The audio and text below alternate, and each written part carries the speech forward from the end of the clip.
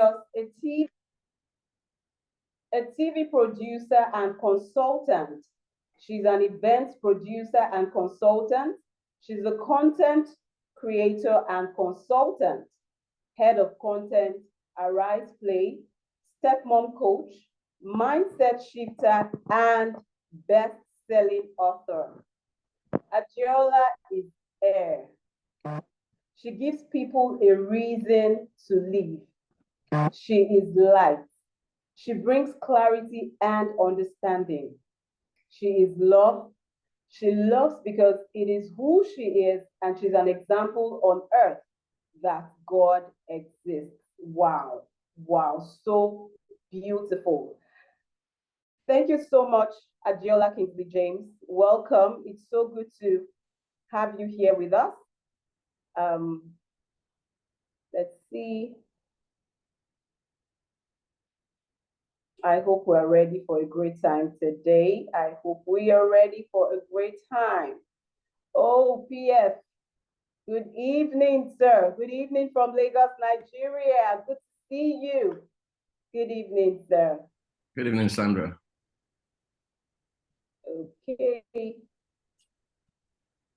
All right, just a moment, just a moment.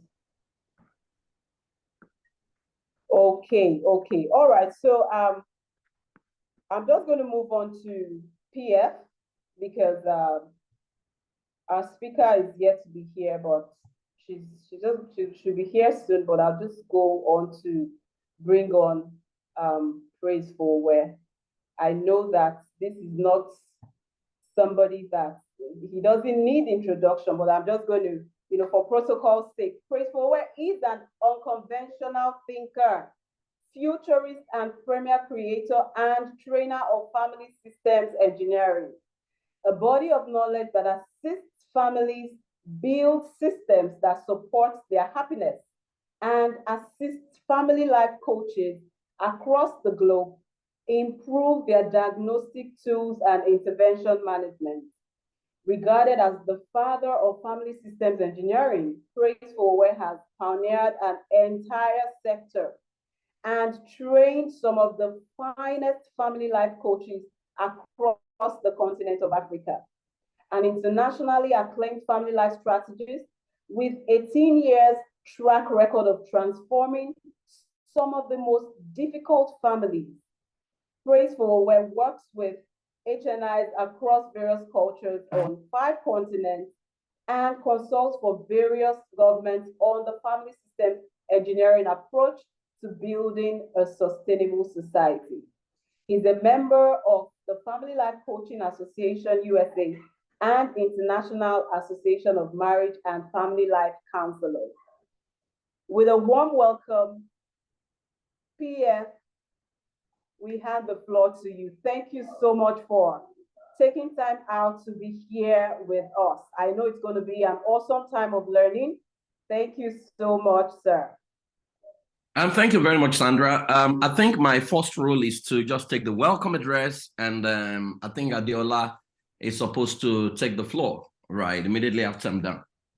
Okay, so good morning.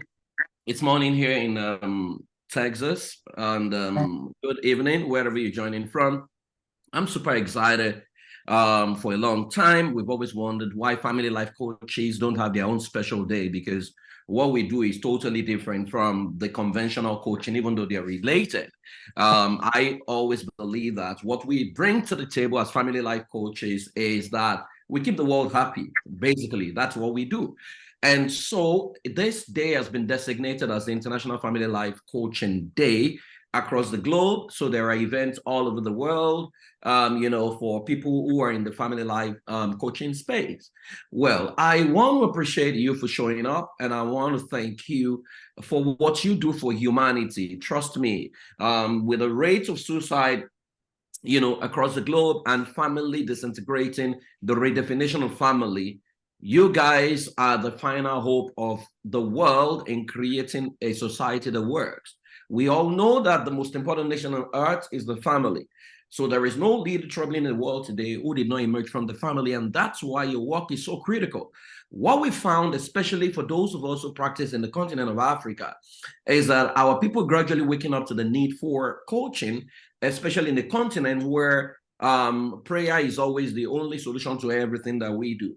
But gradually, people are waking up to the reality that, hey, after we have prayed, we still need to work with coaches to help us create systems and templates. So I believe that the development of Africa is in your end, because if we begin to help individuals to become wholesome, help them create a framework that can, power their wellness, and they will begin to produce children who are wholesome, then all of us will produce a wholesome society. So when we talk about development and underdevelopment, there can be underdevelopment without an underdeveloped family. So I believe our work is much more than we can imagine. We are the beacon of hope for Africa. So I want to believe that today, that is our day. We're going to have a great time together within the time frame that we have. We have intentionally chosen the speakers.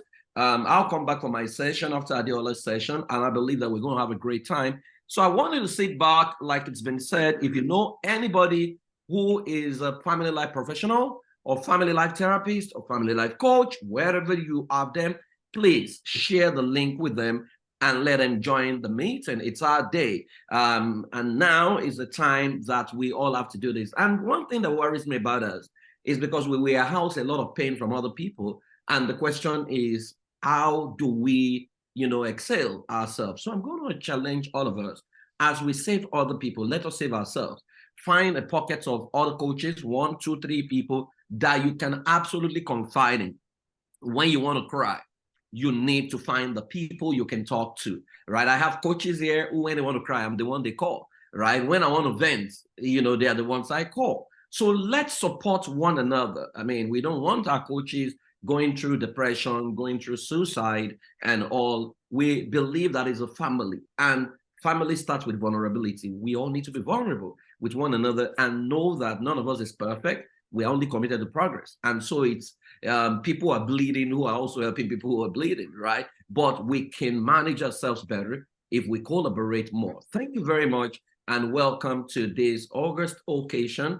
I want to welcome my dear sister, my friend Adola, to take a session at this juncture. Adola, you're welcome.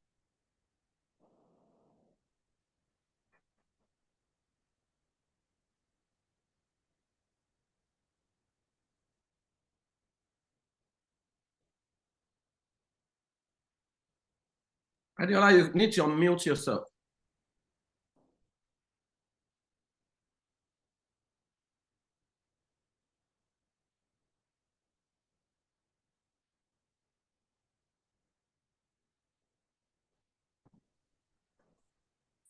Okay, finally. All right. Thank you, everyone. Thank you, PF, for today. Thank you for inviting me to come and share. Thank you for what you do for humanity, as always. My name is Adola Kingsley James, as PF has said, and I'm just gonna, jump right into it. I'm really excited to be here. It's always a pleasure sharing and learning. So I want to thank once again, organizers for inviting us here and including blended families in the family space, because at some point, nobody was speaking to us, right? And I found it very, very difficult to survive in my space as a new stepmother. So who am I? My name is Adola once again. I am air. I give people a reason to live, love, and breathe. I am light. I bring clarity and understanding. I'm unconditional love. I love because it's who I am, and I'm an example on earth that God exists. Now, every other thing, I can name so many other things that I've done, but every other thing, if you strip me away of everything else, my roles and titles, this is all you're going to find within me. And I'm always excited to share my identity and who I am with people. Now, I run an organization called Owning My Greatness. And why did I create Owning My Greatness? Initially, it was to help stepmothers and other members of blended families feel safe, secure, confident, satisfied, seen, and supported, because I didn't feel like that in my own journey when I started as a stepmother. So I will share a little bit of a story of mine, and probably also then go into some of the mistakes that I made and how I help other, should I say, stepmothers or people in blended families at the moment. So I was born into a family of 6, 2 parents, father, mother, and younger ones. And I was a middle child, and I didn't feel loved by my parents at all. I don't know why. Nobody actually said to me that we don't love you. But I felt like I was not the first child, neither was I the second child, neither was I the only boy or last child. So I felt completely out of place. Now, I'm sure, I mean, as coaches here, we know that there are 4 roles that children play. So I was the rebellious one. I chose that because I found out that every time that I was naughty and rebellious, my parents had time for me. And so I really, really sat down in that role, and I was an absolute rebellious child. I was that child that a lot of parents didn't pray to have, honestly. You know, if you saw me, if I asked for permission for something, it's either I have done it or I would do it. I wasn't asking to know whether it was something they were giving me permission to do or not. It didn't matter. I remember one day my dad said to me, "Deola, please borrow me your key to my room." That was the kind of child I was. I was also that child that, you know, parents used to take it upon themselves to show me that they could beat a child better than my father, because they were like, my father is too soft on me. My mother didn't know how to beat anyways. So it was like people would take it in turns to show me that they could beat me. And I remember one day my aunt was beating me with a cable. And I said to her, I said, "Auntie, your body will pain you and I will not help you massage it." And she looked at me, she said, "You, this child, whilst I'm beating you, you are telling me my body is paining me." So I bagged the new names, Ajay, Osho, Emiri, all those other names, because now, of course, I'm light-skinned. Now, when I grew older, being a rebellious child didn't serve me anymore.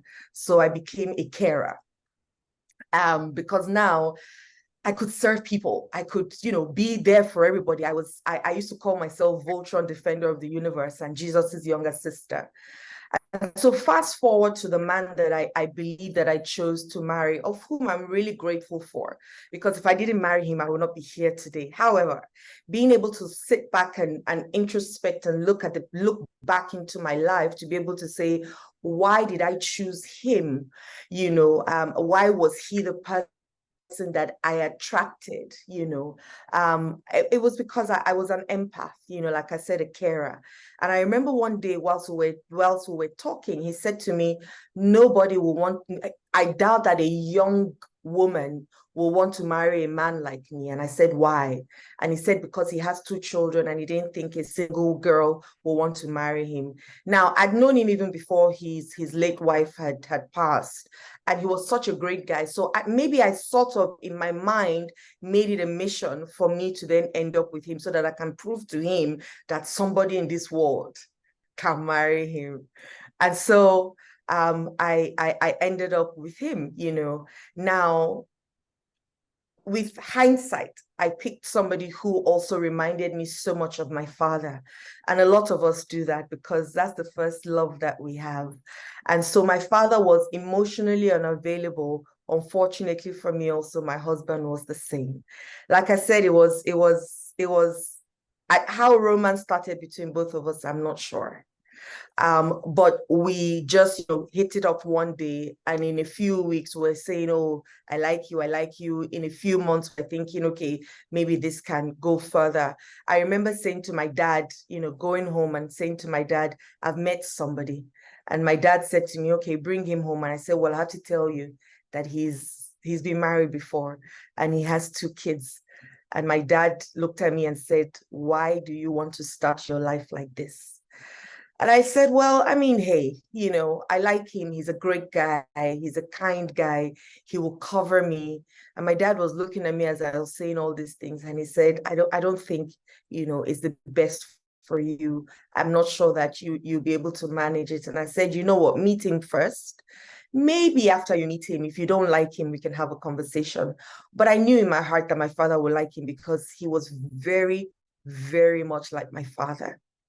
And so my father met him, and this case that was the end of the story, because I knew my dad was going to like him. And when my dad was going, he asked him, when am I going to see you again? Now, let me cut the story here a little bit and say what a blended family is. It's a family that consists of a couple. The children they've either had together, and the children they're brought from previous relationships. So in my case, my husband had 2 kids and it was just me. So in blended families, without the marriage or partnership, there's no family at all. And the couples are the only tie that bring the 2 families together. So back to my story. So we got married, and yeah.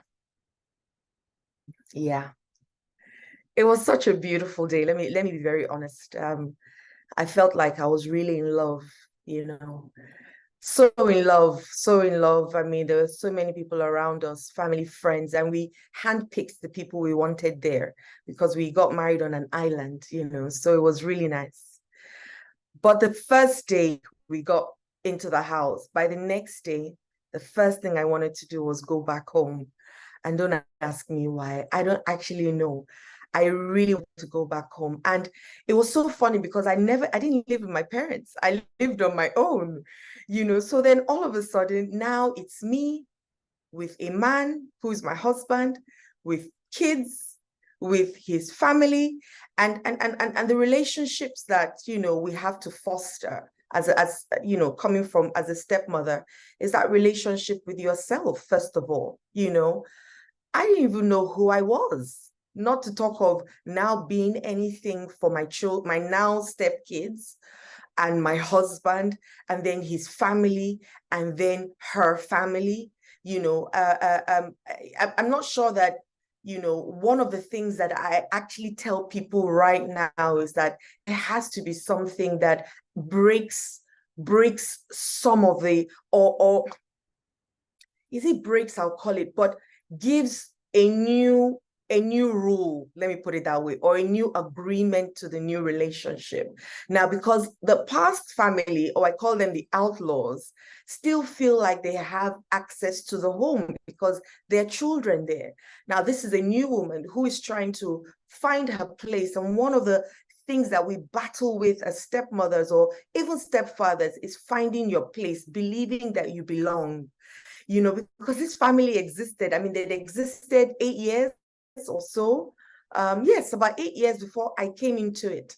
And so now 8 years after, this is me coming into a family, they already had a rhythm going on. In my case, the wife was late. And so I found myself also competing with a dead woman, not even knowing that that's what I was doing.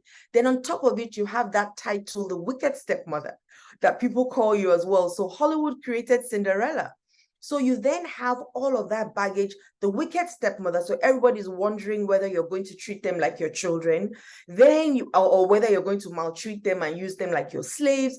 Then you, as well as a woman or a human being who is already going through her own phase of not knowingness of who she is, because I really didn't. And for me, now I know that marriage is a heightener of who you really are. So if you are bandaged before you entered marriage, when you enter marriage, your bandage will increase. And if you're wholesome, of course, when you enter marriage, then it's something that the best part of you will come out. Well, the worst part of me came out because I was such a bitter woman, very bitter, extremely bitter. I didn't know what to do. I didn't know how to set boundaries. We never had a conversation. I didn't know anything about therapy. I didn't know anything about counseling. I didn't think, there was any need for it. My husband, of course, felt like he'd been married before. So he knew what marriage was, not knowing that he'd not been married to me before. I, on the other hand, never been married to somebody before, not to then say married to a man that has 2 children.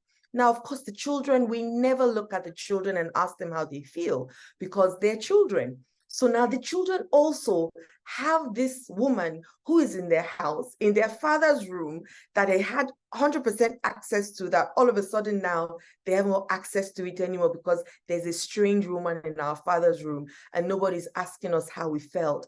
And then you now had her family who felt like they had access to the home. Then you had her family, her friends, and his friends and their friends who also felt like they had access to the home. And so the pressure was a lot. Now, one of the things that I did that I feel like I made a huge mistake on was not seeking counsel. Now we all know, I mean, as coaches, we know that it's very important, regardless of where you're coming from, who you are, you have to seek counsel, because can two walk together except they agree? The answer is no. We all know that it's no. Now, once again, this is a situation whereby my husband lost his wife was shot in front of him. They had 2 children with them in the car. One of them was shot as well. And they went through this for several years without any form of therapy, any form of counsel, nothing. And I, on the other hand, who felt like I was Voltron, came into this space thinking, oh, I'm here to save them, and they must kiss the ground that I walk on because I'm here to save them. The children also have their own ideology of how, they already had some kind of rhythm, like I said. And so one of the things that I will beg anybody and tell anybody who is ready to hear, one of the things that you must do is seek counsel. And counsel for me is different from therapy. Therapy is me dealing with myself, right, and working on myself. But counsel is us looking at our family visions, coming up with a proper process, coming up with a new agreement for our new nation.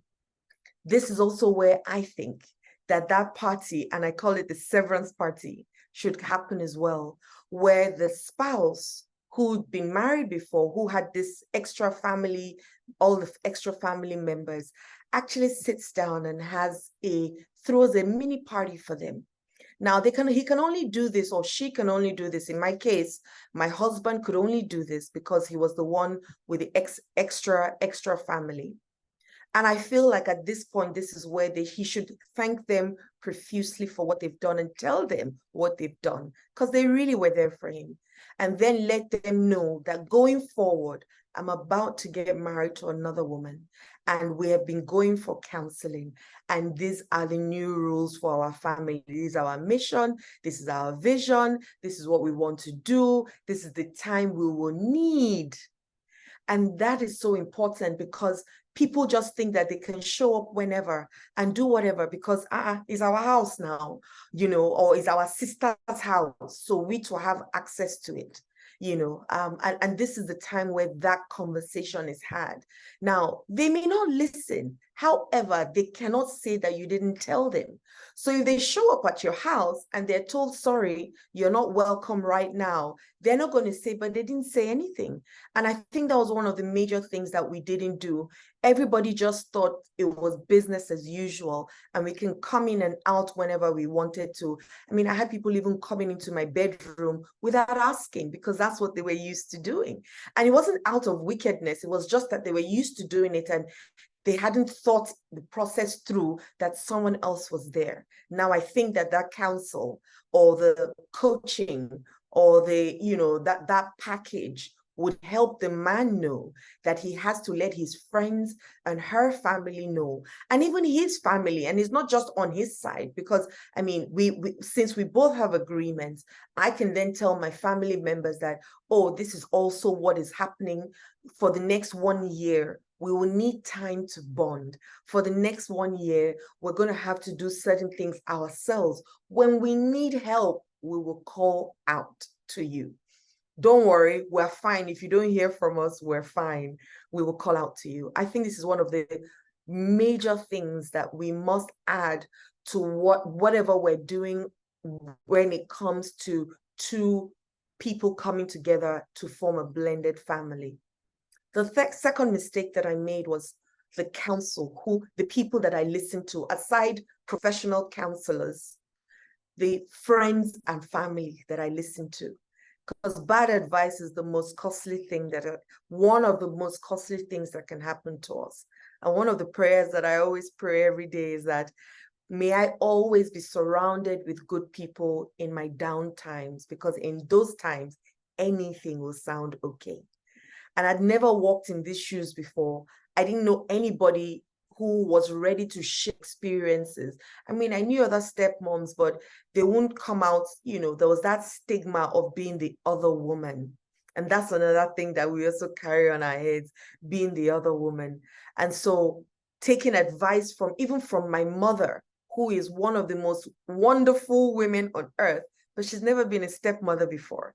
So her even giving me certain advice might not work for me because she's never walked in those shoes before. And I deeply love her and she knows that. However, there's certain things that she'll tell me now that I'll say to her, Mom, I'm not doing it that way. This is how I'm going to do it. But then, I would listen to all kinds of people say all kinds of things. And I really, really gave my energy out to all kinds of people. It was ridiculous, guys. It was, but I didn't know any better. So everybody had something to say, and another person had something to tell me. And everybody's saying, find your space. You have three children, have two children, have, everybody had something to say. And a lot of times also, the people that advise us from their pain, not from wholesomeness. So if somebody who is bitter advises you, what are they going to tell you to do? And so that was another big mistake that I made. And I hope that other people who are about to walk in this path, find the right people, find wholesome people who have walked in the same path that are successful in what they're doing, because success leaves clues. It doesn't really matter that, the fact that, it happened to them, it will happen to it. It's just listening to their advice and saying, okay, how did you manage this situation? How did you manage that situation? And once again, they have to be people who have gone through a process of wholesomeness, not people who, when you hear them reliving or sharing their experiences, it's as though they're reliving it all over again, and it's from a place of pain. Another mistake I made was me thinking that my spouse was responsible for my happiness. Mills and Boons had taught me so much about romance. Down on one knee, begging you, please. All the other songs that we listen to, the romance music that we listen to. And, I thought really that romance was a particular way. We had to spend time together, just you and I, which of course is important. But who created romance, and who created the template of intimacy, and who says that is the other person that is meant to make you happy? Well, I learned that my spouse was not responsible for my happiness, because even him wasn't happy. So how could he make me happy when he himself wasn't happy? And so at the time, I tied my essence to how he felt about me or what he thought about me. And, and I would look to him, and he's not there. He's not present, because like I said, he was very emotionally unavailable at the time, and he couldn't give me what he didn't have. Now I know better, because now, my happiness is my natural state of being right now. And if anything happens that shakes it, I know exactly what to do. And I never look to him for it. I bring my happiness and the best parts of me to the relationship. And I hope that he does the same as well. And I always tell him that, unfortunately, I'm not in control of your happiness. I wish I could help you, because my husband doesn't believe in therapy as well, and still doesn't. He doesn't think that, he needs to go through any of those paths, because he's not one to believe it, and I respect that. However, I'm happy that I went through my process, because without going through my process, things wouldn't have changed for me. Another mistake that I made was not being grateful, because I was very bitter. I was a complainer of the world. All you needed to just ask me was, Adola, how are you? That's all you needed to ask me. And then I'll tell you how everybody is this, how the children are that, how my husband is this, how the outlaws are. I was consistently complaining, and I never saw the good in what anybody did around me. And I remember saying to one day, my husband asked me, is it that I don't do anything good? And I said to him, I said, I don't know, I don't see it, because I was so focused on all the things that he didn't do well. And I didn't know how to appreciate him for whatever he was doing. I didn't know how to appreciate the children. I didn't know how to appreciate myself for being in the space that I was in. I didn't know how to do any of those things. And so I lacked the capacity. And so even in my bitterness, once again, everybody suffered it, because hurt people hurt people. Another mistake I think we also made was discipline. Who disciplines the kids? You know, there's a secondary parent and there's a primary parent. I personally think, with the knowledge that I have right now, that the primary parent should do more of this. You know, because what happens sometimes is that the primary parent starts to shy away from wanting to be the bad guy. And because they're the ones that they feel like they're the ones that have brought this upon the kids. So either the death or either divorce, they feel like they're the ones that put the children in this space. So there's a lot of guilt already going on. And so because they feel guilty, what they start to do is, you know, compensate them unnecessarily. And then you are thinking, oh, no, this is how we have to do things. This is what we need to do because, you know, we need to get everything right. And in my case, all I knew was my parents, well, not my parents, my father, the only way he could talk to me was through beating. That was the only way we communicated, you know. And so that's how I thought. And of course, commanding and bullying me. So that's how I thought that you speak to children. I didn't know any better. And so I'll command them. I would ask them, you know, I would even command my husband, say, join, because in my mind, all of you are one, you know. So I think that I suggest, and I insist when I speak to my clients, that you have to allow the primary parent do more of the disciplining with your support. Now, if the mother is alive or the father is alive, they also have an upper hand than you. You're secondary. You're just there, you know. But of course, you're not going to then say, oh, they're not my children, so whatever happens.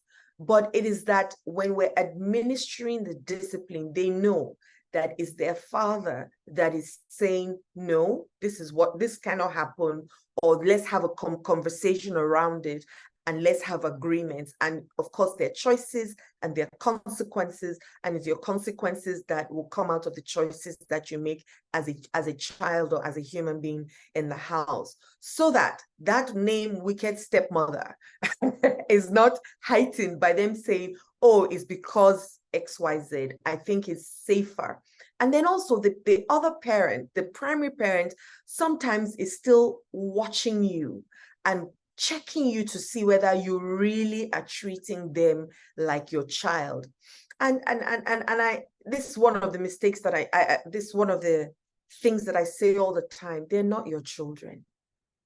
As much as you really want to say they're your children, they're your stepkids. You have respect for them, but they're not your children. I see it as if my sister had her children living in my house.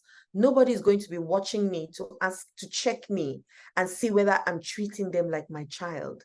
They're going to look at how I treat them as human beings, with respect, with kindness, with empathy, and all the other words that come into it. So why would I then put that pressure on saying that I must treat them like my children? They're not my children. I didn't birth them. Let me put it that way. And so the way when you birth a child, the feeling is different. And people can try and turn it all around and make it seem like, no, there's a connection between a mother and a child that you birthed. There's also connection between a mother and children that you didn't birth. but there's a special connection. I don't know, I can't explain it to anybody, especially when you look into that baby's eyes, or you do skin to skin. I don't know about other people, but I did that a lot with my daughter. And right now she's tied to my hip. When people say girls are attached to their fathers, my own is completely different. My daughter is attached to my own hip. So because I did a lot of bonding with her as that, so there's a lot that goes on in that. And not to say that other children are not important. Absolutely. I love my stepchildren with all of my heart, and they know it. But to sit down and say it must be the same, I think we're fooling each other. Okay. So that's one of the mistakes that I made as, discipline. Another one that I made also was not knowing my lane and sticking to it. We think that, oh, well, I thought that I had to be the perfect parent. I thought I had to be the best one. I thought I had to create my own special, like I said, one of the challenges that we face is not belonging. You don't know that you're a part of you feel unseen, you feel alone. I mean, I know I felt alone a lot of times, and I know that in normal marriages, you can feel alone, but it's different here because now the father and the kids already have this rhythm going on. They have their jokes that they laugh to. They have, they do certain things. I mean, my husband and the kids used to like to go for parties, and I didn't like to go for parties. I mean, as much as, I play in the entertainment space, when I want to come home, I just want to come home and chill. Or maybe the kinds of parties that they like going for, weddings and all those things. I didn't like to go for any of those things because I had to start to think of what I'm going to wear. Then I had to, look for I didn't grow up with that, with all that stress so to me, when you tell me that there's a party, and immediately it's like you are draining me immediately, because I'm not built for that. Let me put it that way. And so finding my lane, I remember one of the days I had heard somebody say something that was quite painful. One of I can't remember what it is, but I remember that it was off the back of that. And I started to do everything that I could to try and make people like me. And, and that was the next mistake that I made. I didn't set boundaries. I wanted people to like me. I wanted people to not just like me, but say they like me and tell me to my face and always praise me. I wanted my husband to always praise me. I wanted to feel like, okay, so these things that I'm doing, they are seeing it and they are saying that they are seeing it, not just saying it.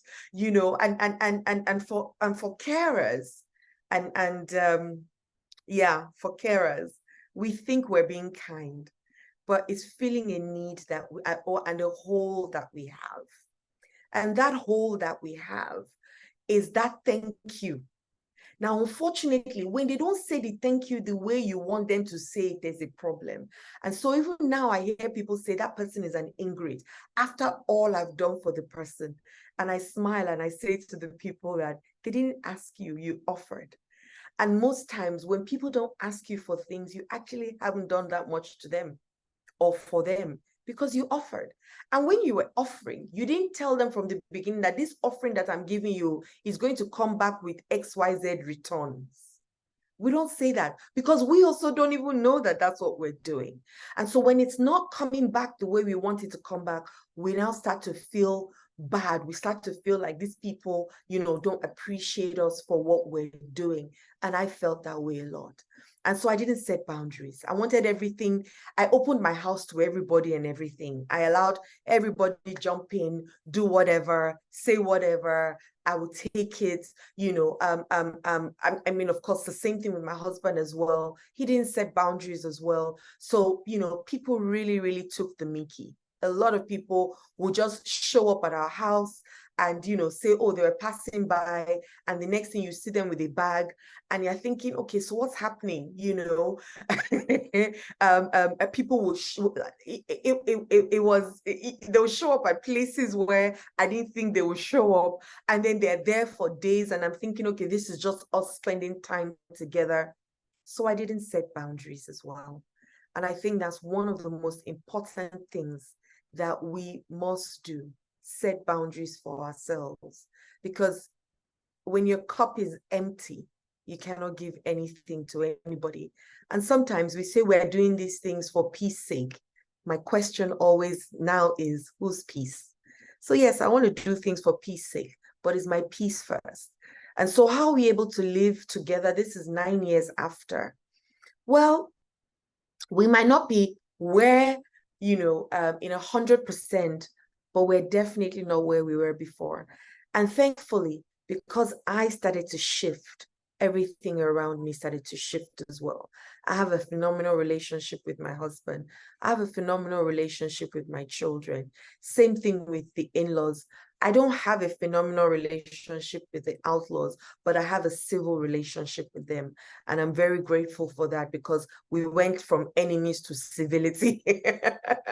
And I'm very excited about that. At least now we can see ourselves and say hello to each other without any anger or bitterness within us. And well, at least within me. I can only speak for myself once again. Within me, and my children are growing so well, and they're doing very, very well. So I think I'll just end this with the 4 strategies I think a successful home or blended family for me as a stepmother. The first thing I had to do was make a decision. I had to make a decision that this thing will work and I will function. I mean, maybe I might not have been so hell-bent on the marriage working 100%, but I was hell-bent on me working 100%. And it became non-negotiable for me, non-negotiable. I mean, I went straight into looking after myself. I did therapy, all kinds of therapy. When I said to my husband, let's go together, he said no. I said, that's fine, I will go, and for me, I'm so grateful that I did. Now, we might not be able to do all the things that I would love us to do yet, but definitely and progressively we're doing it together now. And you need into the space, or who knows anybody. You can't do this alone. So the first thing for me is decision. Make a decision that your marriage or your blended family must survive. And you as a human being must bring the best version of yourself into every relationship every time. I think the next thing I'll talk about is discipline. We have to be disciplined with what we do. And as human beings, discipline for me is giving yourself a command and sticking to it. And that's one thing that helped me become the person that I am today. Discipline. Whether I'm kicking or screaming and rolling my eyes at myself, I will get up and do what I need to do to help me grow. I think discipleship is another thing. If you have 4 foolish friends, you'll be the 5th one. And if you have 4 wise friends, you'll be the 5th one. So for me, who do I spend time with? At some point in my life, I didn't have any physical friends. I cut off everybody. All my friends were my teachers, and they were online, and maybe 1 or 2 physical ones, but hardly would you find me with anybody. I cut off everybody, and I went into myself to become the best version of myself, as always. And lastly, staying in action. The truth is, the only thing that is stopping you from getting to where you want to get to is action. So for me, action for me is continuous studying, continuous learning. I say I'm a learner for life. I spend time with people who edify me. I don't listen to the news. Anything that takes away from me, that doesn't give to me, I don't go near. Whether it's with movies, whether it's with people, none of those things. I stay only in places where I am becoming a better person and a better version of myself all the time. And every time that I know that I need to get extra help, I became a rapid transformational therapist. Because of what it did for me. After going through my own process and my own session, it liberated me. I did some hypnotherapy. It was so beautiful. It changed my life. And when I looked at it, I thought to myself, if this could do this for me, then I can imagine how many other people I can help go through the different things and stages that they're going through once again, I don't think there's anybody on earth who has gotten to a place of completeness and they say, oh, that's it. There's nothing else to learn. I'm good now, all sorted. I think we're all in this race of wanting to be a better version of ourselves every day. And action is the only thing that keeps us there. Yes. And so I know that, some people here might be thinking about getting into another relationship. Some people are divorced and they're looking into marrying someone else. Maybe they have kids. Maybe he has kids. The journey is, I would be lying to you if I said it's an easy one, but it's a worth it one. Because don't forget, you're going to be a bonus mother. You're going to have time with other children. You're going to be able to call other children yours. And that's so exciting. And if you then want it to succeed, you definitely need to have people who can help you. Definitely. I mean, I could have spent 4 hours just talking about my story, but I had to cut it short and cut it short and cut it short. And just be able to say, look, it's not an easy journey. It's not, but it's worth it. And I'm really excited to be able to share here. And everywhere I'm able, I tell people all the time, I'm available to share my heart with you. I'm available to share some of my experiences with you. Our experiences may not be the same, but it's almost the same kind of feelings and emotions that we're going to be going through regardless. So I hope I've been able to help, and share some of the mistakes that I made. I mean, there probably a couple more. But I mean, these are some that I think that are very important to know, that you, and I tell stepmothers now, you are worth it. You are there for a reason, right? Don't, when they say I feel alone and I don't feel seen, or I feel I'm not part of the family, you are. That's why you are there. And the children need you. And even if, let's even say, worst case, you made a mistake, that mistake can be turned around to beauty for you. If you get the help that you need and you shift, everything around you will shift. My name is Adola Kingsley James once again, and I'm grateful to be here. Wow, thank you so much, ma'am. Thank you for sharing from your heart. I mean, this has been truly inspiring, and thank you for sharing valuable insights. Thank you for letting us into your experiences today. This has been really informative, and I can see from the chat that lots of people here have been able to resonate with some of the things that you said. I hope you can hear me okay. Thank you so much. One of the key takeaways that stood out for me was the emphasis on the fact that coaches also need to seek counsel, and this is so important, so we don't end up leading the people we're supposed to assist to heal. I mean, this aspect of family coaching is often overlooked, but it's undoubtedly crucial in helping families thrive. I also, hear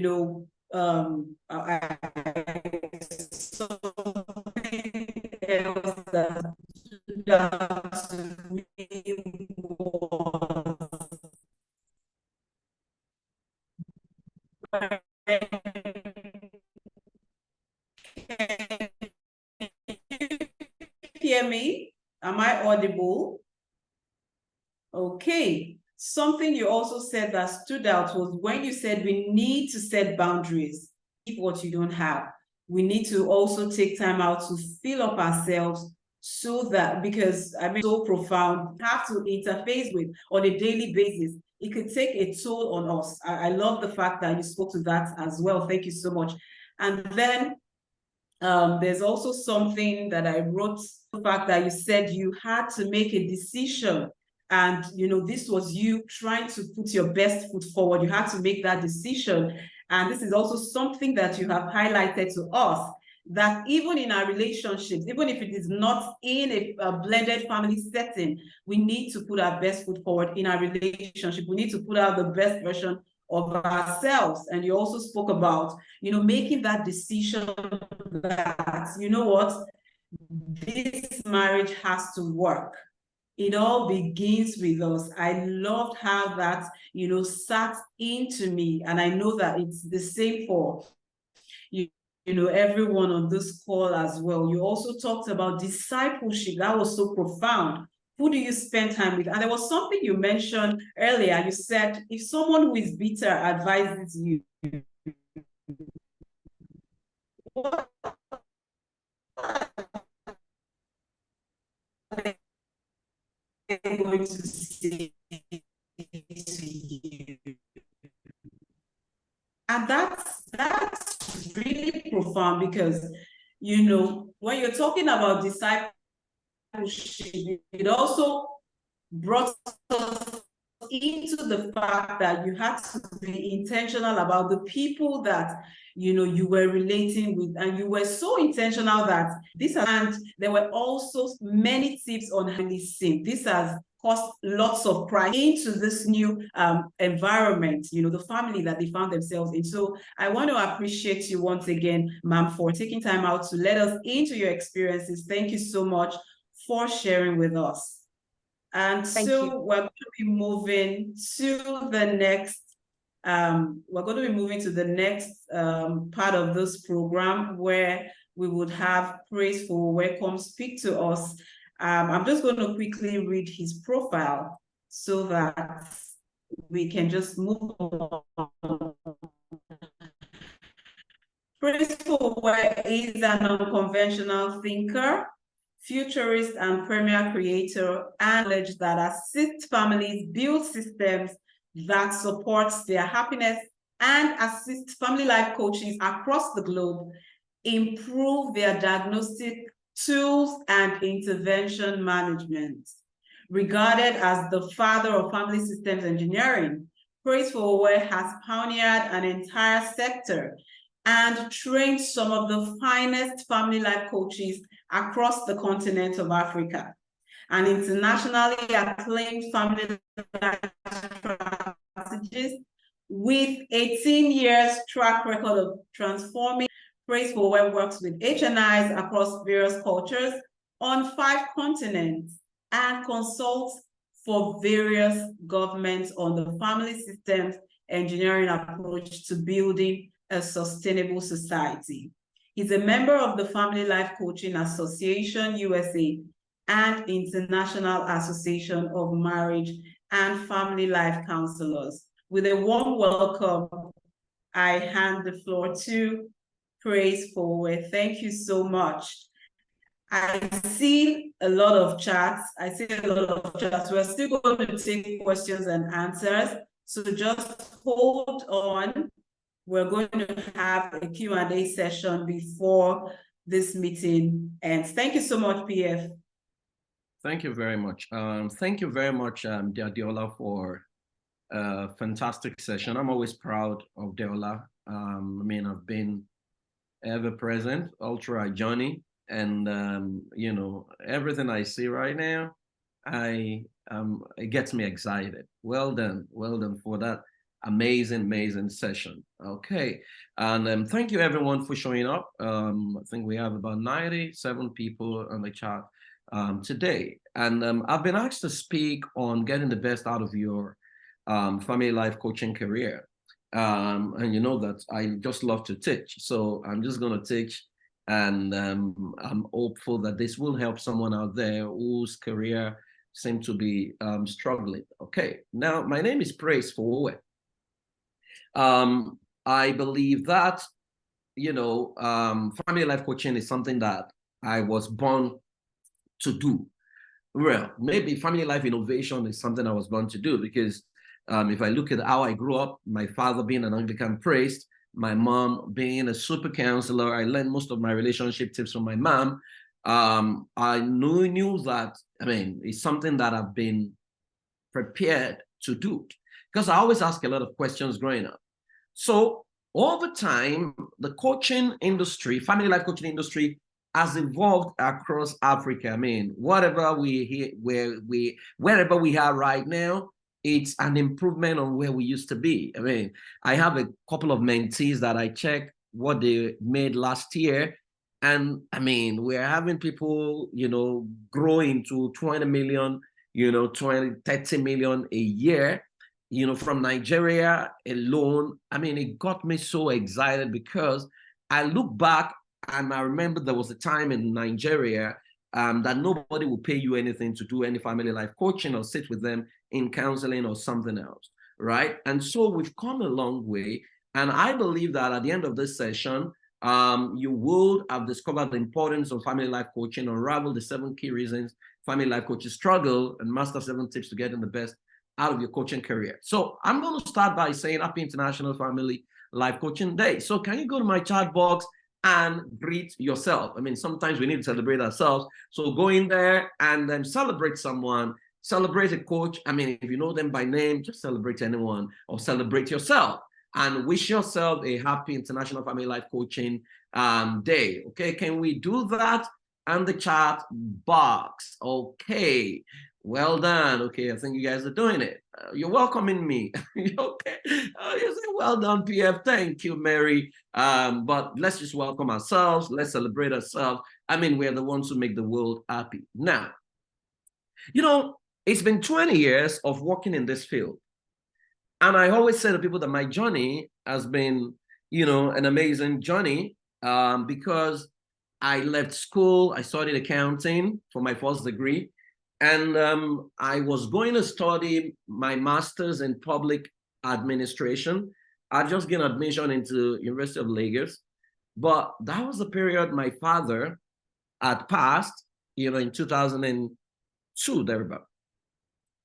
And I used to work, as the head of media for late Pastor Bimbo Dukoya, right? And you knew, if you are grown enough in Nigeria, you know that was the #1 figure when it comes to relationship, whether in the religious space or in the secular space, And so I had served Pastor Bimbo, studying her, studying everything she was doing.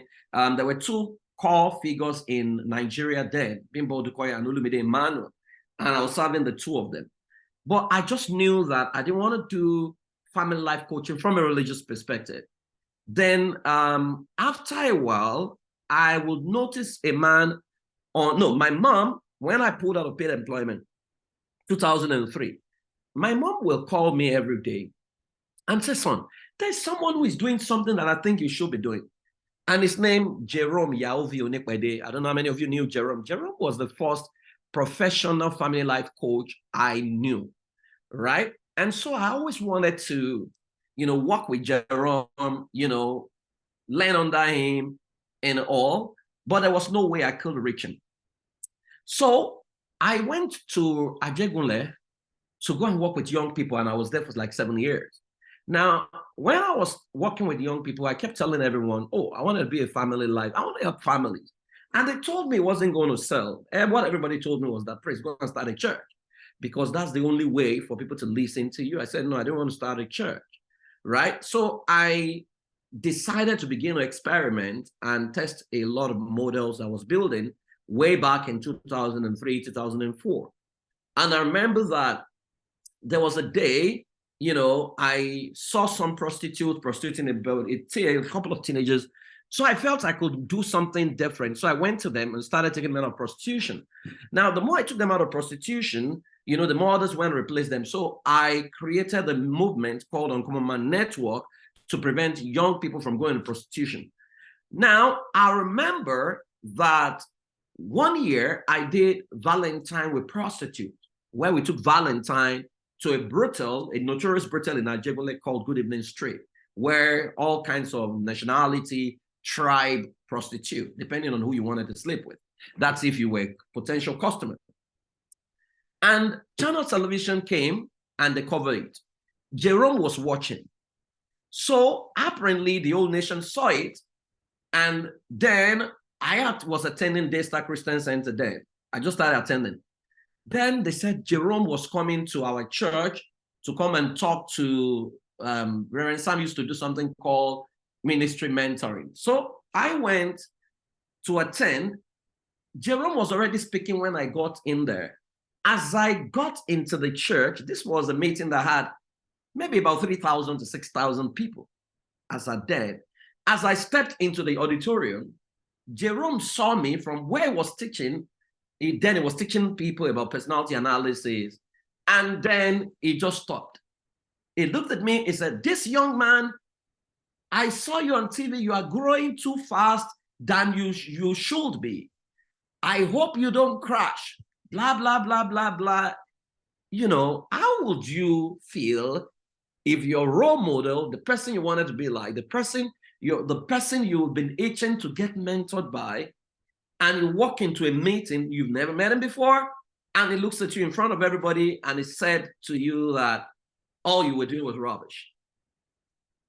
Let me ask you, how would you respond to that? What would you have done? Can you answer me in the chat box? What would you have done as a person?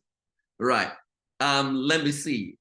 I mean, I knew what the Gen Z will do. I mean, I know what some of you will do. That will be the last time you would ever have anything to do with him. KB says nothing. Okay. Morale will temporarily drop. Disappointed. Just keep quiet. Right. I'll have a deep rethink, smile and sit down, keep quiet and all. Yeah. I did nothing. You know, so a lot of people were very upset and they came to meet me. They said, "Praise, go and cheer for him. Let's go and fight him. What rubbish is that? Blah, blah, blah. Have you met him before?" I said, "I never met him before." So this man, I made my way to him during tea break. And I, knelt down beside him. And I said, "Sir, thank you very much for rebuking me." I mean, why was I able to do that? My mom already taught me, how to handle situations like that. My mom would say to me, no matter how much they throw at you, make sure that your response is love. So I sat beside him, knelt beside him, and I said, "Sir, I want to believe that there are things you saw in me. I'm a growing talent, and I think that I need your refinery to sharpen the loose edges. Can I learn under you?" So Jerome smiled and then gave me his address and said I should meet him on Monday. I went to Jerome's house on Monday, hoping that he would begin to teach me about family life coaching and, how to monetize, because Jerome was big then, and Jerome would send me to go and look for ewa going. Ewa going is overcooked beans, in case you're not a Nigerian on this platform. Jerome will tell me to go and buy kerosene, go and buy fuel. That was my job description for like 4 months thereabout. It taught me nothing. Even though I would sit in some sessions and observe, but it taught me nothing. Now, if that was you, after 4 months of trying to learn how to do family life coaching, run psychometry, and all you have done become is an errand boy, buying a wagon, what would you do again? Can I see your response to that? What would be your response, okay, to that? But again, okay, somebody say, "I may quit," and thank you for your honesty. Frustrated, Candy, but you know why I stayed? My mom always said to me that whenever you're about to take a decision to move away from someone, or if someone is hurting you, always ask the question, do you need him or does he need you? So I asked that question. I realized that I needed him. So I stayed. After the 5th month, Jerome called me into his office one day and he said to me, he said, "Praise, I know that you're surprised at what I've been doing, sending you on errands and all." He said, "I wanted to test if you really needed what you wanted." And he said to me, he said, "Well, I would announce to you, let you be the first to know that I am from Benin Republic and I'm going back to my country. And I will need a replacement on Inside Out with the Gata, Mata, Kneel Down with Fumi Yoda. And I've dropped your name for them and all the other places I used to speak, that you were the one that could replace me and that you would do a good job." So he brought a book, gave me the book. I've never seen the book again in the market. I don't even know where my copy is. It was a photocopied book. It said, "Praise, everything you need about personality analysis, understanding relationship is in this book." So he gave me the book and I thanked him and I went away. That was my first baptism into the world of family life coaching. And I remember that as I began to move into that field, I started writing for this day newspaper. And I remember that every time I wrote about marriage, the first question people would ask when they called me was, are you married? I wasn't married, right? So they were not willing. You know, our society is the only place that I know that we think that someone who is divorced cannot teach on marriage. We think that someone who is not married cannot teach on marriage. We think that it takes experience to teach about marriage. No, you don't need experience. I mean, family life is a sector. People go to school to study. You know, so I started out, you know, those days, people would come and see it in my counseling up. You know, I'll write in this newspaper, then people will book. I was charging 20,000 naira per session, right? I would have to, you know, put on a ring on my hand to just so that I stop responding to questions about, are you married?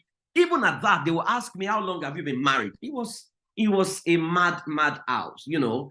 But I kept researching the field, kept coming up with template solutions, you know, that, and by then I totally distinguished myself from religious, you know, even though I was still a Christian, you know, I was doing it professionally. Now, I wanted to go to America to study, but again, I couldn't afford the school fees, you know, because I had to make ends meet and all. And I remember that one of my mentors then called me and said, Praise, can you stop this thing and go get a job or something? Because this thing is never going to work. Or you go start a church. And I said to him, I said, sir, if I do 6 years or 7 years in this field and it doesn't pay off, then I'll go and look for a job, right? And so I stayed in there. Someone said, you mean I don't have to have a good marriage to be in America? You don't have to at all. Do you need to, I mean, it's like saying that if you're a doctor, your children have to be whole all the time. No, you don't need to. You can study it, right? So okay, so let me say this. Maybe you need it in the religious space, but professionally, you don't need a good marriage to help married people. I have a lot of colleagues in America, and they don't even have, some don't even have a marriage. Some have gotten 3 divorces, but they are some of the best family life coaches. Okay, so I, you know, started helping people, you know, for free, creating interventions. And after a while, some of my, I because I couldn't travel abroad, I started researching. I would find out, I wanted to know why people's relationship worked, why people's relationship did not work. You know, I wanted to know all these things. You know, so I started researching. So I got about 25 couples and researched them over a period of 11 years to know why did their marriages work. And all of them would tell me, it is God, oh, it is prayer. I said, no, there must be something. We can't just be telling people it's prayer. So I observed them, took notes, and started building a model. By the time we finished building that model, I wasn't sure I was going to sell in Nigeria. So I took off. By that time, I could travel, went to the US, went to sit with my mentor in the US, and I gave it to him what I developed. And he looked at it and he said, what are you trying to do? I said, I want to seek affiliation with a school in the US, right?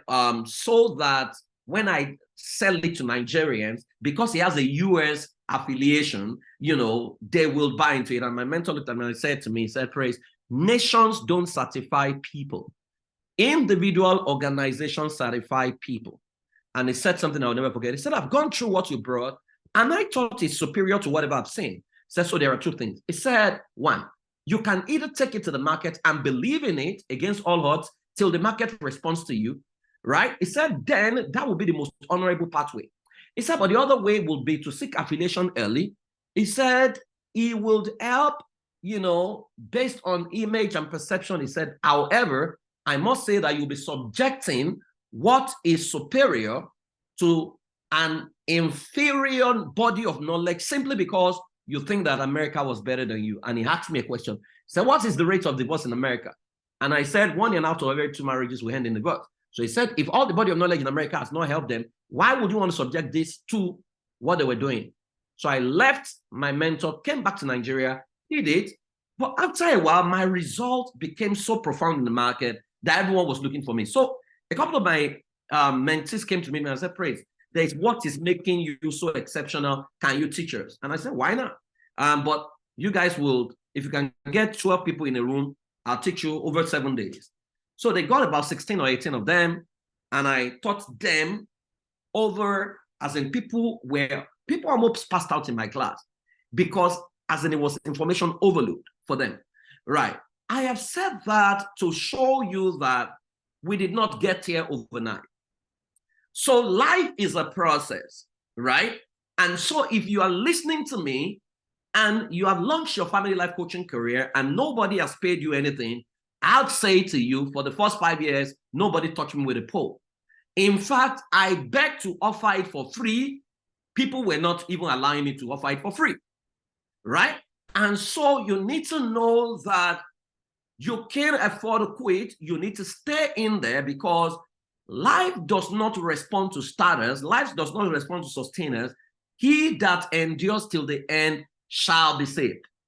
So when people see my result now and they're like, oh no, wow, it's lucky. No, first 5 years, nobody paid me a dime to do family life coaching.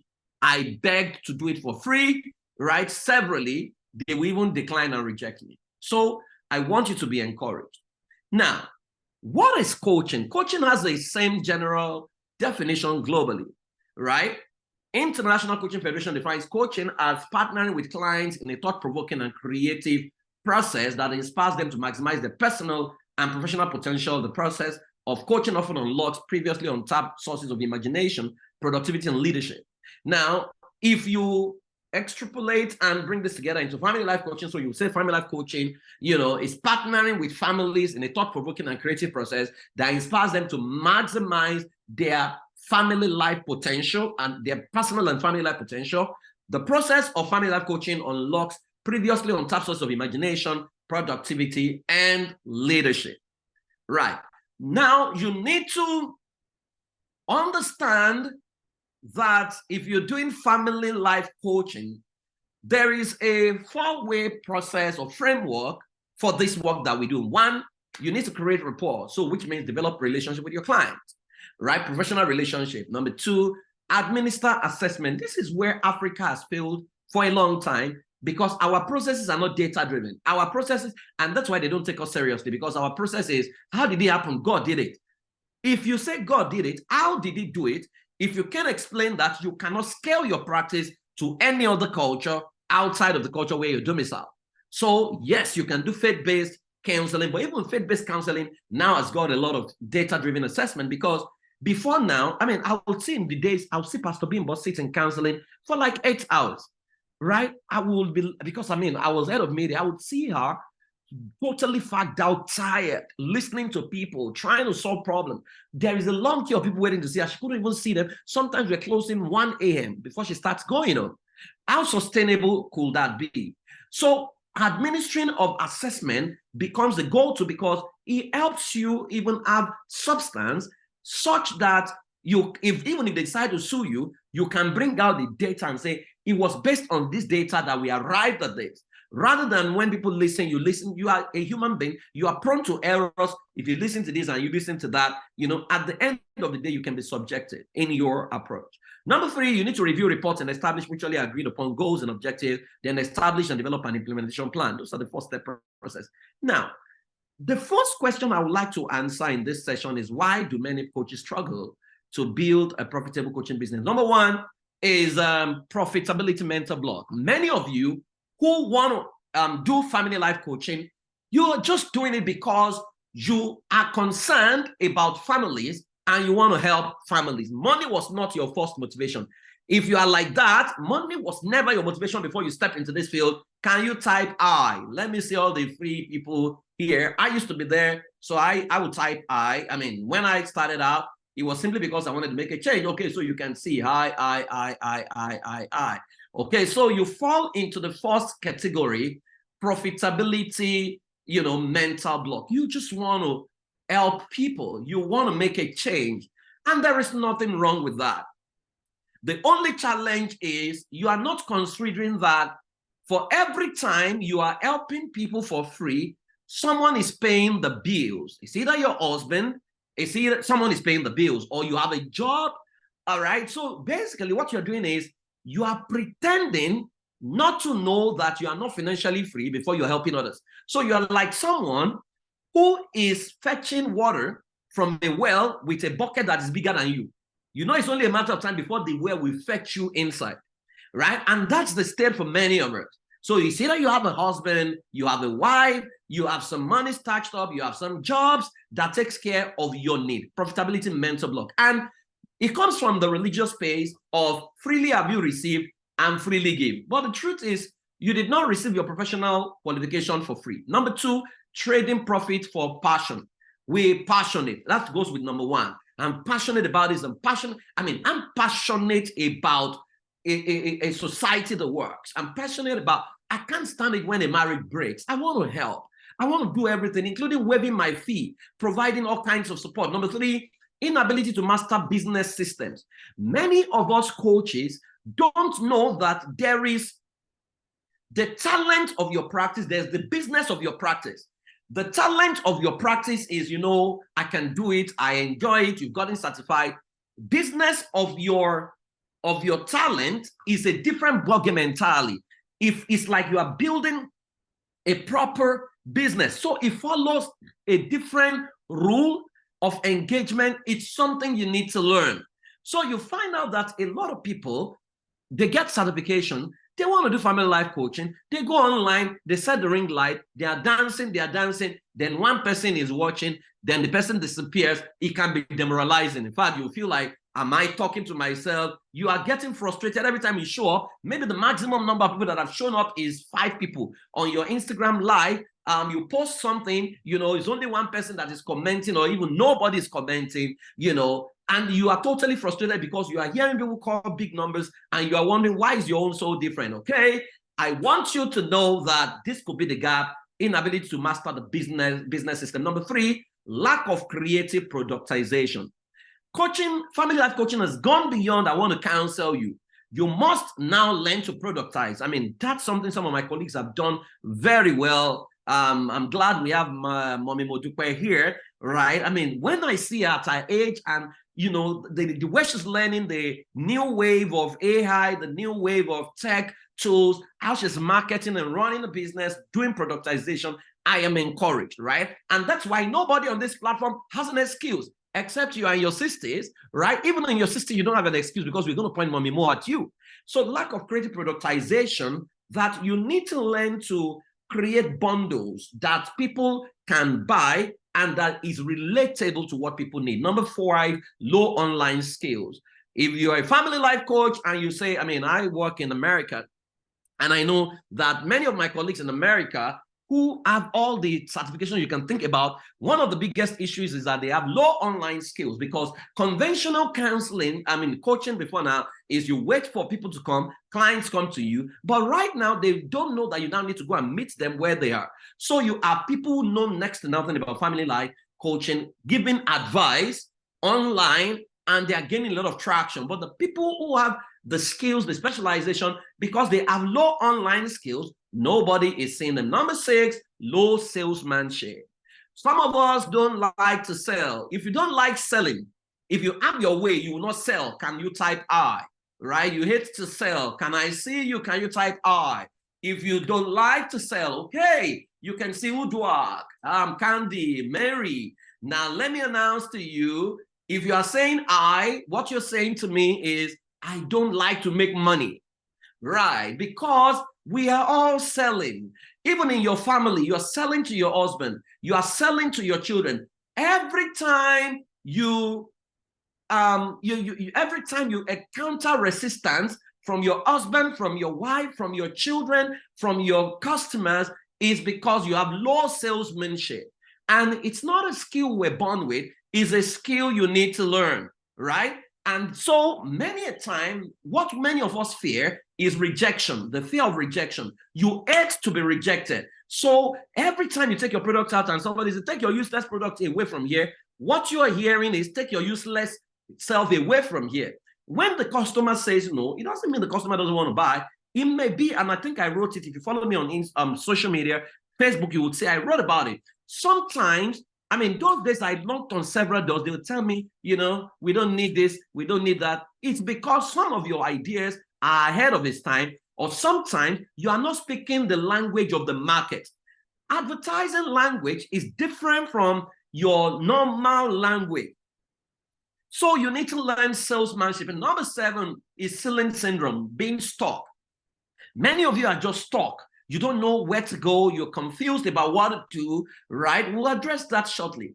Now, having said all of this, I'll quickly share with you, because of my time, 7 ways to get the best out of your coaching career. I'm going to assume that you are already certified to do what you're doing, okay? So let me even ask, if you are here, you don't have any form of family life coaching certification, can you type 7? You don't have any certification at all. Can you type 7, right? You are not professionally trained, even though you're passionate about it, but you're not professionally trained. Okay, so I can see quite a number of people here, right? So your journey might start from, getting certified, right? That might be the best place to start, because then it gives you a framework to work with. Then it puts you in a space where you have a lot of people can provide support for you. So the first thing is, to get the best out of your family life coaching career, 1, get education and certification, but know that it is not enough, right? Certification only makes you legal and credible. It doesn't make you successful, right? And so you need to decide early enough. I mean, I was working with a social media influencer who is very powerful, has a lot of following, and I was talking to her about getting certified, for what she was doing, right? And so I see a lot of ignorance out there. For example, I saw some training in Nigeria on family life coaching that they say, oh, come and become a family life coaching, family life therapist, and I think it's a 4-day training or something. You need a master's degree to actually become a therapist in family life space, right? You need a master's degree. Right, in marriage and family life therapy. However, you can be a family life coach. You don't need a degree for that. You can be a family life strategist. You can be anything. You can play around, right? Because once you say you're a therapist, you can get sued and all, right? And so don't get fooled, because a lot of people in their bid to market things. You can, however, deploy therapy to help your clients, right? 2 different things. So get education and certification, but know that it's not enough. Certification makes you legal. So if you are here, you don't have certification, you don't have any credentialing, I'm going to appeal to you, make it within the next 1 year to get certified. What it does for you is, it gives you the foundation that you can build on. It's not going to give you everything, right?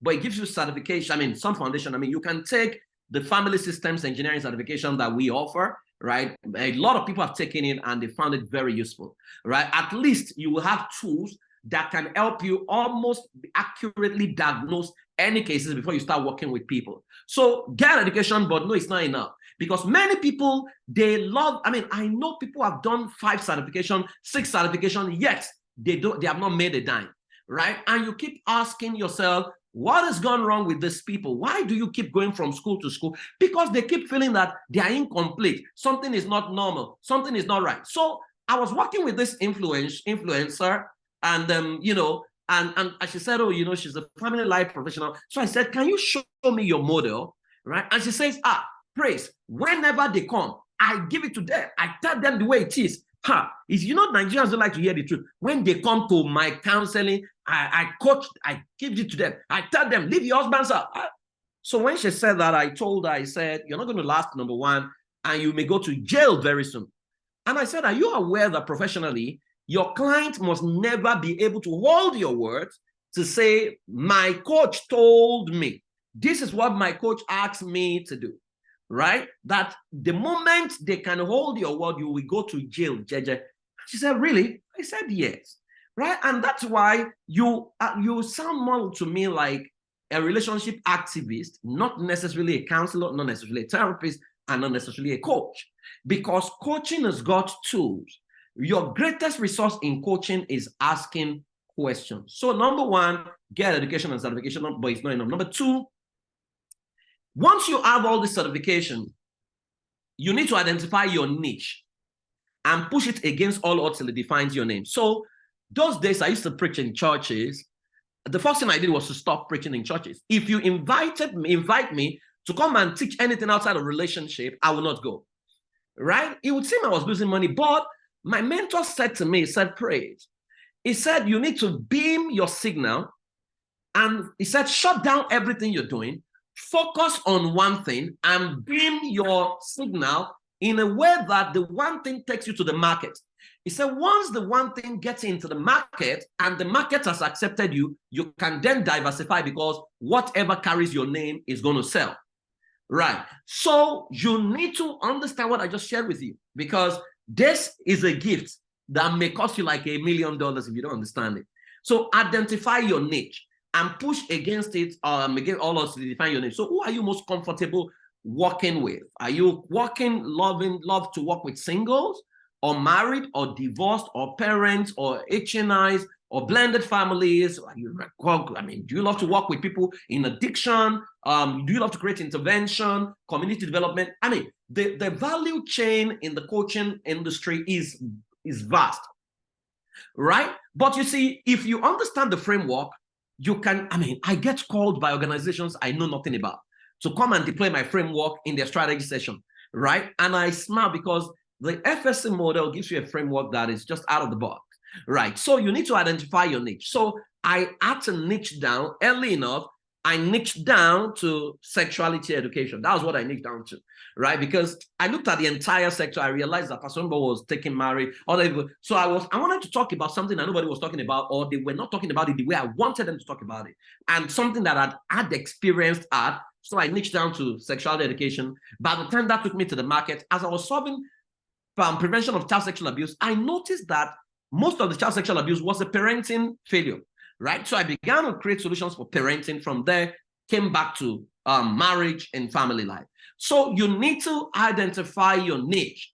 So if I ask you today to choose one group of people that you love to be with, you love to solve their problem, one group of people whose pain is your pain, whose challenges are your challenges. If you flip to the pages of newspaper, they are the ones you're looking out for. They are the ones who has accepted you. You are the one that, when you are alone, the intelligence you have is creating solutions for them. What group will that be? Can you go to my chat box and mention one group that you know that you are most comfortable with? Yeah, Joanne, children and adolescents, good.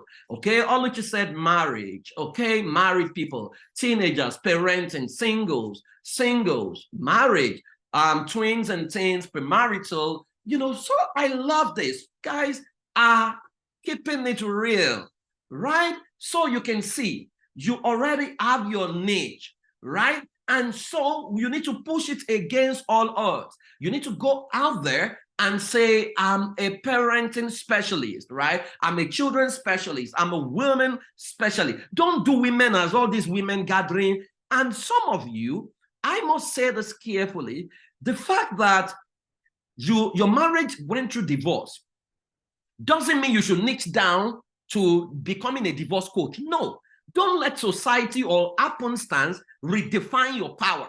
If before your marriage went bad, if your strength was premarital, or if your strength was marital, stay there. Don't let your experience color your reality and they will now mess you up. No, stay in there. Push against it, against all. TDJ's daughter is in Nigeria. That lady had 2 children for 2 different men before she married a 3rd husband, right? In some countries, she would be a bygone. She would not preach to anybody. But she's stuck in there. And she packed the stadium. 40,000 people attended the last program in Dallas here, right? And they paid $100. You do the math, right?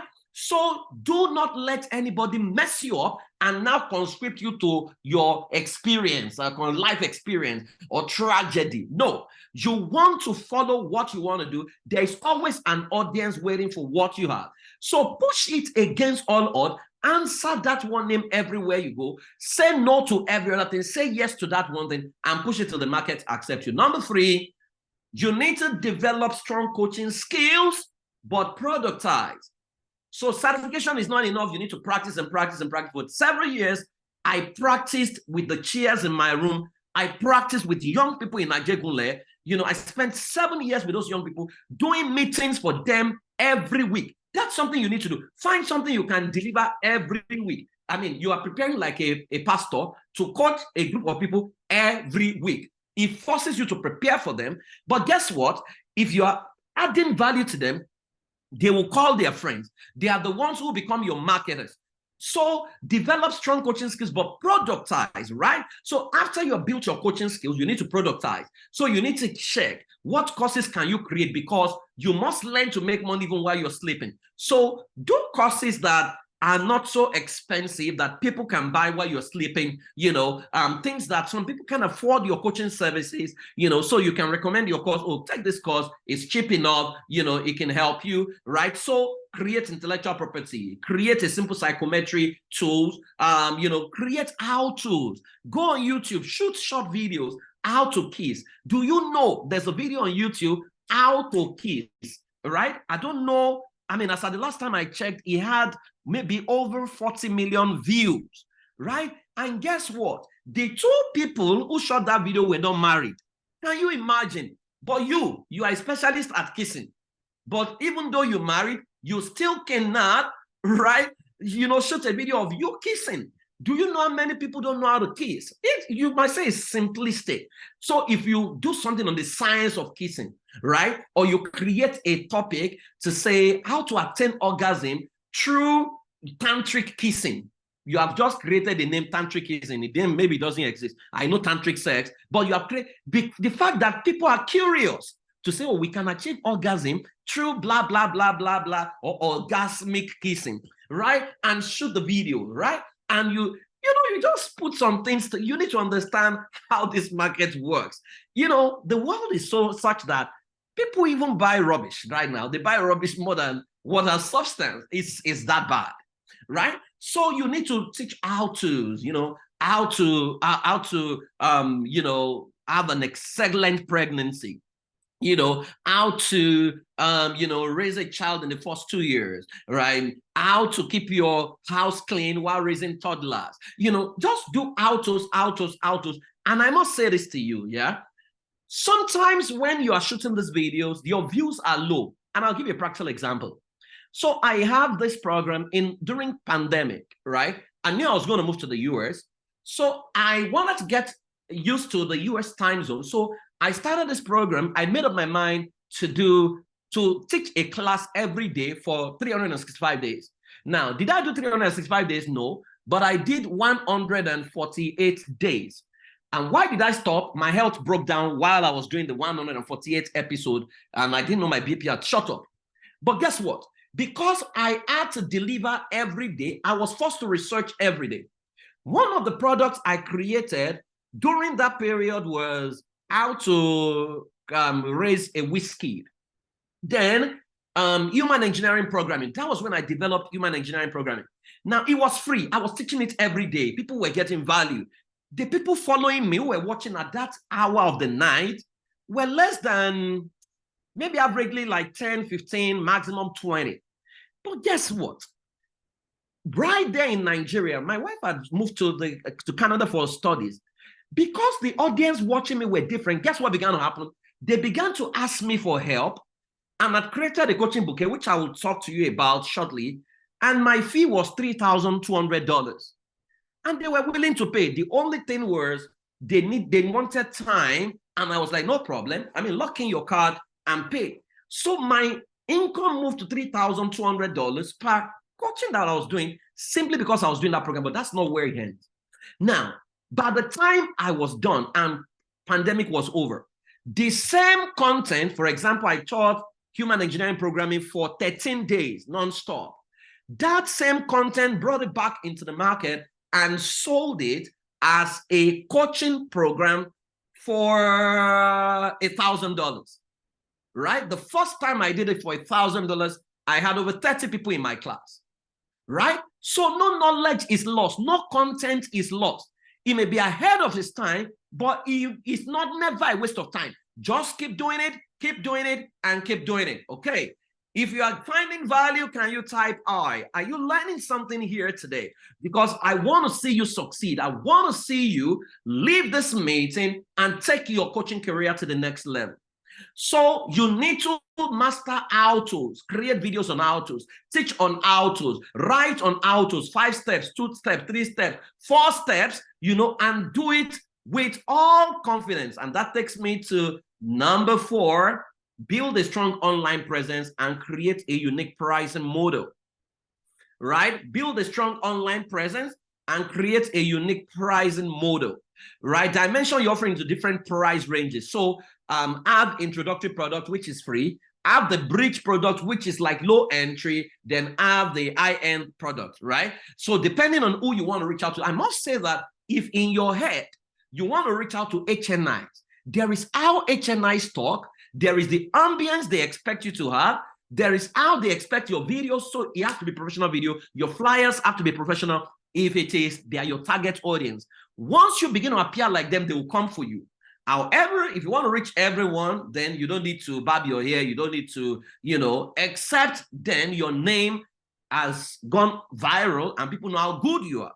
So dimension your offering into different price ranges. So I have maybe the minimum product I have for my coaching is about $250.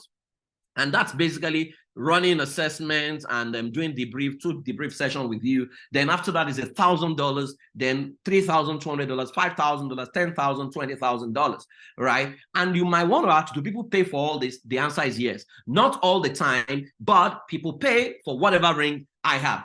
Your clients are willing to pay anything. You only need to give them ease of payment. So create a PDF that makes your work or charge within a time frame as against on session basis. So when I got to America, I asked, before I left Nigeria, I asked the question because I joined Family Life Coaching Association in America. So I asked a question, how much must I earn for me to be a successful coach in America? And guess how much they told me? They said the highest earners, even the consultants, if you can do $85,000 in a year, you are exceptional, you've done well. So then I narrowed it down. I checked again to say, so how much must I charge per session? So they said, oh, if you are an upcoming coach, if you charge like $30, people will come. But if you are an high-end coach, maximum of about $150 to $250 per session. So Naija boy, I did a calculation and I asked myself, how much $40 or $100 how many sessions will I have to earn $1,000? So to earn $1,000, let's say I was charging $100, I will need 10 sessions. What? 10 sessions of 10 hours of my life to earn $1,000? There is nothing wrong with earning lower than that, but my destiny is more than what I wanted to do was more than that. So I figured it out that if I put myself in the position of the customer and I said to myself, if I was the one going for counseling, right? And I say you should be paying $100 every time you come, right? After a while, psychologically, I'll begin to think, Abi, you are using me to make money, and I will not come because I leverage on the psychology of how we take medication in Africa. Because my white colleagues have told me that, oh, your people, by the time they come for 2 sessions, they stop coming. Is there any problem? Then I remember that if doctor gave you a medication to use for 10 days, by the 5th day, if you were well, you are not likely going to complete that dosage. So what did I do? I said, no, I will not charge per hour. I will charge per bouquet. So if you are not ready to work with me for a minimum time of 6 weeks, I'm not going to work with you. What does that mean? You are going to pay me a lump sum and you're going to have access to me. So you work with me for 6 weeks, but you have access to me for like 3 months, right? So I will do all the coaching within the 6-week session, but you have access to me where you can ask me questions, where I can adjust things for you. And that became a better deal for people, right? And so in my first year, right, of working with them, I did about $122,000, right? So which means I literally broke the ceiling and I broke the record that they said, oh, right? And so I learned early that you can always create your own unique pricing model because people will pay whatever you want to earn. So maximize all the online platforms available, from Zoom from Instagram to LinkedIn, to maximize all of them, right? I've written every day for 15 years of my life now, 15 years from the days of BlackBerry. Some of you were receiving messages from me from the days of BlackBerry till now. I'm always writing, right? Those content will become books. Those content will become courses. They'll become anything. So you need to discipline yourself. And if you find any AI tools, maximize it. ChatGPT, for example, I hate to edit. Once I write something, I hate to edit. So you see typos, punctuations, so what do? I write, I feed it into ChatGPT. I say, ChatGPT, edit this for me, put all the punctuation. It does it in less than 2 seconds. I copy it back, I send it out, right? It solves all my problems. So sometimes you just need to invest a little bit of some money, that can help you become more effective. Number 5, brand, network, and collaborate. Brand, network, and collaborate. You need to now, if you have done 1, 2, 3, 4, you need to brand yourself, right? So you will see people niche down and they will brand themselves the family life strategist. Every time you mention that name, you're thinking about me. Every time you see anybody say, I'm a savior, praise is there, right? I mean, in fact, I have an organization called, called House of Saviors, right? And so you see my signature whenever I write, I'm a savior. Initially, it got people upset. Some people say I was becoming like, I was saying I'm Jesus. They said all kinds of things, but it didn't deter me. I was focused. So you need to brand. Number 2, network, right? You are not an island. So join professional organization, showcase what you bring to the table, go for meetings, join Rotary Club, join Toastmasters, wherever human beings gather. Any professional organization, join them because they will have families there. If they have families, they must have family problems. If they have family problems, they must need a solution provider. And you are the solution provider. Please run away from introducing yourself. Say, introduce yourself. You say, my name is Praise Forward. I'm a family life practitioner. I'm a coach. I'm an NFT practitioner. I also do sidewalk forwarding and clearing. No. One thing, right? Just introduce yourself. Sometimes I mess up with people's minds. Say, introduce yourself. I say to them, my name is Praise Forward. I bring clarity to your world. Sometimes I can say, I make your world happy. Say, how do you do that? Of course, I knew I said that because you're likely going to ask me. I said, well, wherever you see family problem, I am your last resort, and I'm the final person you need to work with before you find your happiness. Immediately, they want to get my card. You must learn how to introduce yourself. So network, then collaborate. Collaboration is something we all need to do as we celebrate this year's International Coaching Day. You know why? Some of you already have admin skills based on where you worked before, but you don't like to coach. So why don't you bring your administrative skills to run an admin system for a coaching business and bring in 1 or 2 coaches to partner with you? That way, 3 of you are pushing something together. You are deliberating, you're having board meetings, you are creating better product, better solution, rather than it's so frustrating as a Nigerian when you have to be the coach, when you have to be the content designer, when you have to do slide, when you have to take a ring light to shoot yourself. No, 3 people can combine their skills, leverage their skills to begin to do bigger deals. You can send proposals to government. You can send proposals to United Nations. You can leverage skills. 10 people can actually build an incredible brand if they know how to collaborate. And number 6, move from freemium to bridge en route premium. Freemium are your upsells solution is free. Run free classes. That will help you gather people. Just let them be coming. I mean, we have a lot of freebies. We give them stuff. I'm still giving them free stuff, but they are growing. Some of them are now signing up to paid programs. I have a paid program that I'm working with heads of families, parents next year for 12 months. It's like, it's a 200,000 naira and the $500 product. By tomorrow, it jumps back to $1,000. Because it's an introductory fee I gave them. I sold the same product 2 years ago for $1,000 thereabout. But it started with freemium. Give them for free, then do a bridge something cheap, $20,000, $20 or $100. Then you can go to premium. So run free webinars as sales funnels to show what you can do, right? Do it like church services. Why are we addicted to church services? It holds every week. Why are you addicted to NSDPC? Because it holds every day. Same time, same solution, same intensity that you are hooked. You now bring in people. It's the same attitude you need to give to your business, right? You are recruiting people to your own church. That's your own church. Your business, coaching business, your church, right? So do something, do group coaching, And group coaching is actually, it pays you more than one-on-one coaching, but you need to start from one-on-one coaching before you can go to group coaching. Use landing pages, upsell, up them into programs, and provide support services. One of the things my clients know me for, some of them are here. People have coached some of my mentees. They know that if you pass through me, I never leave you alone. If you buzz me, you call me, I will respond to you. Because you have paid something to attend any of my coaching programs or any of my training programs. I feel obliged that, I mean, you have given, then I should give back to you.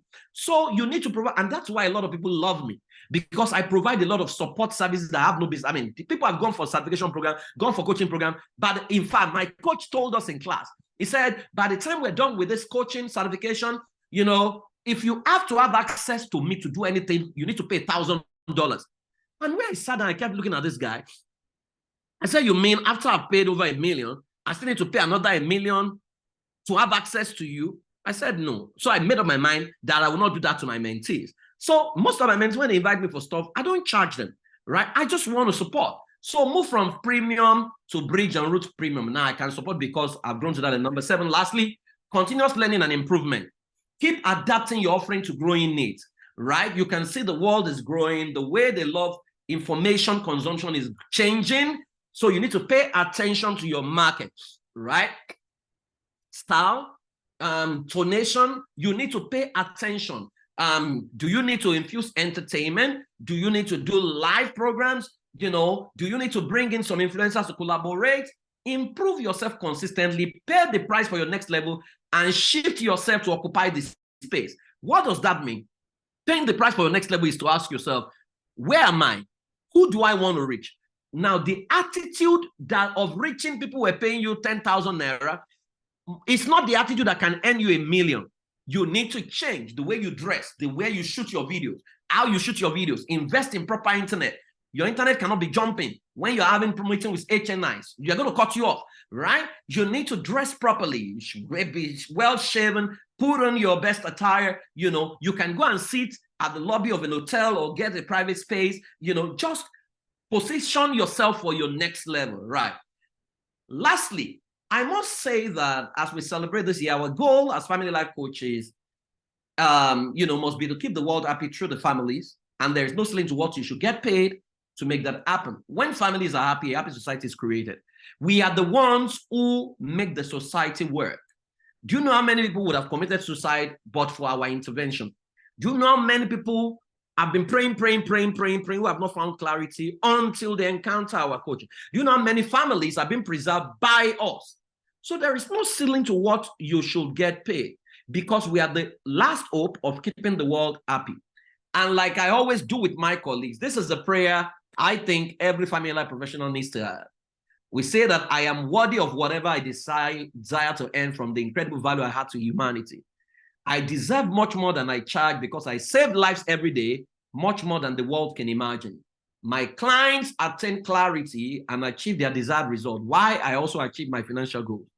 I am a family life coach and I keep the world happy. So let's keep keeping our world happy. And thank you so much for listening to me. I hope this has helped in a little way. God bless you. Wow, thank you so much, PF. Thank you. That was hot. How many people felt that? I felt it. Thank you so much. That was very enlightening, and you know, that discussion, you know, on productizing and understanding the business of our coaching was really profound. Thank you so much. Your insights have provided us with a valuable roadmap, you know, for not only enhancing our coaching services, but also thriving in the coaching industry. And one of the key takeaways for me was your emphasis on creative productizing and also overcoming the profitability mental block. That is a thing in the coaching industry, because we lots of people think, oh, these gifts came from God and all of that, so why should you charge for it? But in today's dynamic coaching landscape, it is evident that being adaptable and innovative is key to success. Thank you so much, PF. And then as family life coaches, we not only have a passion for helping families, but also a responsibility to ensure the sustainability of our work, you know, and that is what your insights have really opened us up to this evening. Thank you so much, PF, for that informative presentation. Thank you. Let me go to the chat to see if I can read some comments. Okay, I'm ready for collaboration. Please, who else? Awesomely awesome. Yeah, and let me quickly lend my voice to what PF said about getting certified. I have passed through the Family Systems Engineering program, and that is something that everyone who is in the family life space should, you know, go through. It's not just a certification. I mean, it hands you the tools that you need, you know, to thoroughly assess and analyze the people that you're going to be working with. It comes highly recommended. Please, I think the link is going to be placed in the chat. I see lots of fire emojis. It was a hot session. Thank you so much, PF. So I'm just going to go ahead to introduce the next speaker. She's here already. We're going to have Zuriel Olowe, and she's going to be talking about emotional wellness and self-healing for coaches. Zuriel Oluwabukunla Olowe, also known as the Emotional Healing Educator, is a lawyer. She was the team head at the Family Law Department, a certified community mental health trainer, an emotional intelligence specialist, a crisis intervention trainer, and an Own Your Essence coach. She's a team bonding facilitator, the author of Owning My Essence, Creating Awesomeness, Birthing Healing. She helps individuals who have experienced emotional pain find healing so they can experience wholeness and attain emotional bliss and harmony. She's a master practitioner of neuro-linguistic programming, helping individuals who are battling with the thought patterns that have disempowered them from defeating behavior to empowering and enhancing the behavior.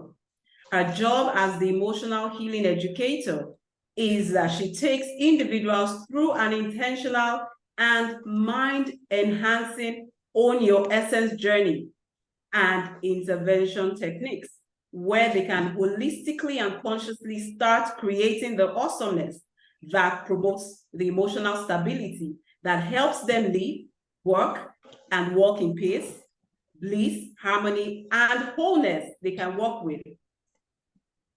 That is measurable to their desired outcome. As a team bonding coach, she has worked with several organizations, helping them create synergy, bonding, and team spirit through teamwork and team building activities that have helped the staff to heal from both conscious and unconscious emotional pain. She's a trainer and a conference speaker. She's the founder of the Own Your Essence Academy and a faculty member at the Institute of Family Engineering and Development. Her creative and unique personalized enhancing power language code is I am owning my essence and creating awesomeness. I welcome you to this event, Mrs. Zuriel Olowe. A warm welcome to you. Welcome, please. I want you to give her a warm welcome in the chat. Zuriel Olowe is somebody I truly admire because of how she takes you on that healing journey. So I just want you to welcome her warmly in the chat because you are in for a great time. Thank you so much, ma'am, for coming. Thank you for having me. Thank you, Institute, and happy coaching day to everyone and every prospective coach that is here. Thank you for having me. Thank you. So I'm just going to hand the floor to you. You can go ahead. Okay, so emotional wellness and self-healing for coaches, basically. And what's emotional wellness? Let me start by explaining what emotional wellness is. It's basically your state of well-being, your state of conscious and subconscious, like I would always say, owning your essence, where you are basically in tune with your mind, you are in tune with your body, you're in tune with your soul, and you're also in tune with your spirit, and also in tune with the environment you find yourself in. Whether the environment is a chaotic environment, but you are aware of what is happening in that environment, and you're basically not conforming to what is happening in the environment. And as coaches, as counselors, you find out that, like I would always define us, we are basically an emotional garbage can. We are basically an emotional garbage can. We are a moving emotional garbage truck or garbage can. You take in from everyone. You soak in. So we generally soak in other people's pain. We generally soak in other people's life. We generally soak in individuals. And if care is not taken as a counselor or as a coach, you would find out that you begin to live your life in the life of your client, thinking you are living life. I'll say that again. You begin to live your life in the life of your client, thinking you are living life. And how does that happen? You basically take in all your clients. So you take in your clients' emotional challenges. You take in your client's emotional problem. You take in your client's mental issues. You take in everything your client has come to tell you. And if care is not taken, you find out that you begin, and that's what I call the transference. Because there's always a place of transference where you soak in what your client has come to say to you. And unconsciously, you soak them into your subconsciousness and you become your client. You become your client by exhibiting your client's behavior, one. You become your client by manifesting your client's challenges or your client issues. And when you begin to manifest your client challenges or client issues, it becomes almost impossible for you to become effective in your next work with a client or even in your personal life. A whole lot of times I compare coaches with medical doctors. I compare coaches with medical doctors because if care is not taken as a coach, if care is not taken as a counselor, you would lose your humanity. And why do I say so? Because over time, you begin to listen, you begin to hear cases, you begin to hear issues, and they become normal to you. All issues become so normal to you that your humanity, the humanity inside of you, can begin to drain out unconsciously. You're not even aware that the humanity inside of you is draining out. And when the humanity inside of you begins to drain out, you find yourself declining even in your own self-value and self-worth as a person.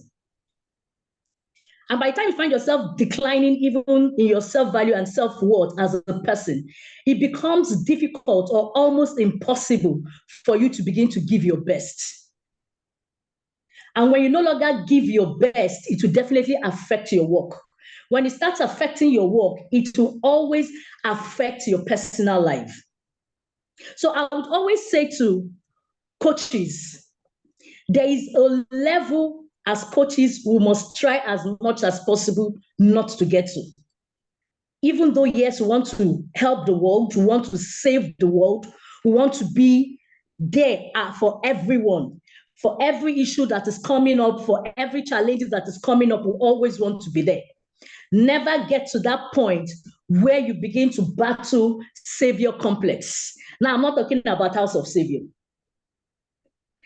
Savior complex is Savior complex is basically the Christ complex, the Messiah complex, where you want to take up all cases, where you want to take up all issues, where you want to attend to every challenges that is thrown at you.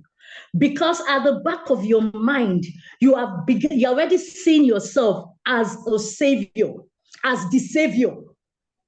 You already seen yourself as the Voltron, defender of the universe. So you want to take up all cases, you want to take up all issues, and you begin to feel bad, or you begin to feel unkind towards your clients, towards the people who have come to meet you, where you do not take up their cases. You want to serve them to your own detriment. You want to serve them to the detriment of your emotional well-being, to the detriment of your mental well-being, to the detriment of your social well-being, and even spiritual well-being. You cannot afford to take up all cases. Okay. You cannot afford. Sorry, I'm just going to interject there. We have some questions that are speaking to what you're talking about right now, and I just want to use this opportunity, to have you speak about it. So, how can coaches establish and maintain healthy boundaries? Now, you have said we shouldn't go that route. So, what are some of the things that we can do to establish and maintain those healthy boundaries in our coaching relationships to prevent burnout? So one of the first things you want to do is to understand your own mental resilience and to also understand your emotional tank. What can you take? At what point is your body speaking to you? Because for every time your body begins to break down, your body speaks. But are you even aware when your body is speaking to you? Do you understand your body is saying to you, I'm getting tired? Do you understand when your brain is saying to you, I'm getting tired, you have overworked me, I am experiencing blockage in this phase? So one of the things you basically want to do to help yourself so you do not experience that is to know when to stop. 1, mentally. 2, emotionally. The moment you begin to feel overwhelmed and the moment you begin to feel like you are living the life of your clients, you are becoming your clients, that is the time you want to press pause. Sometimes for some people, you just begin to realize that you are having tension headaches. Sometimes it is your eyes that is twitching. Sometimes you just become overwhelmed. You go to bed, even when you go to bed early, you're struggling to sleep.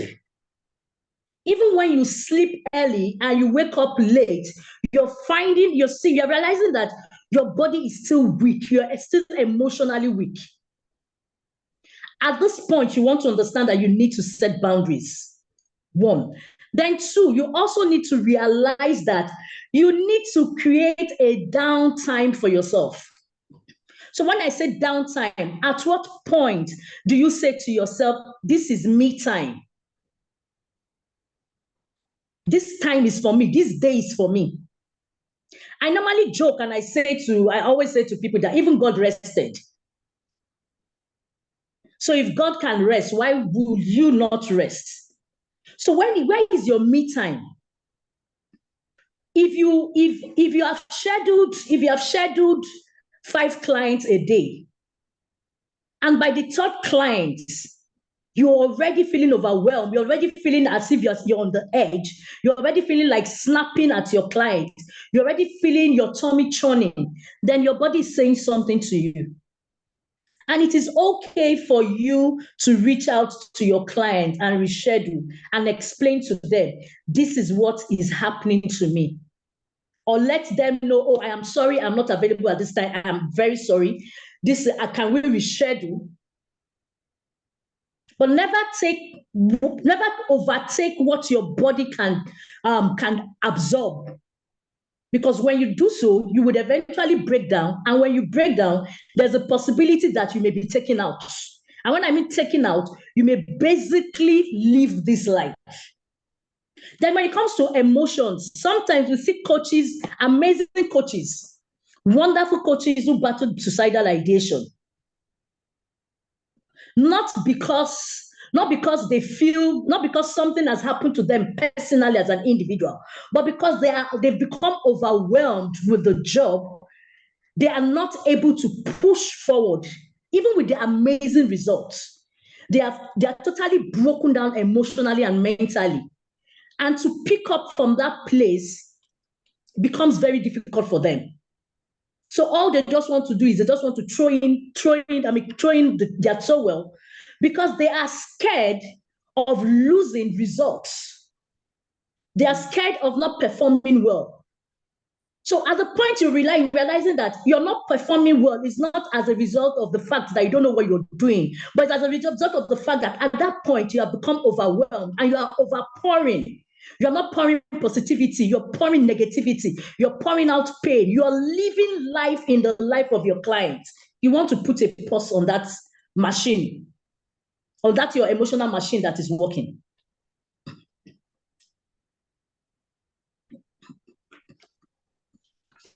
Wow. Thank you so much for that profound response. I mean, I could relate with that in so many ways.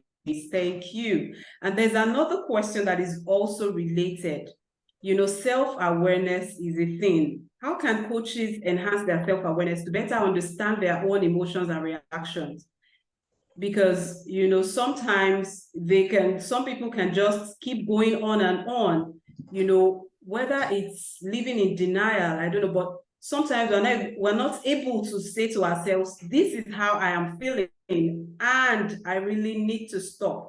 So what are some of the things that we can do to enhance this self-awareness in coaches? As much as you love what you're doing as a coach, you also need to love yourself. And loving yourself starts with you being aware of you. Yeah, it starts with you being emotionally aware of yourself.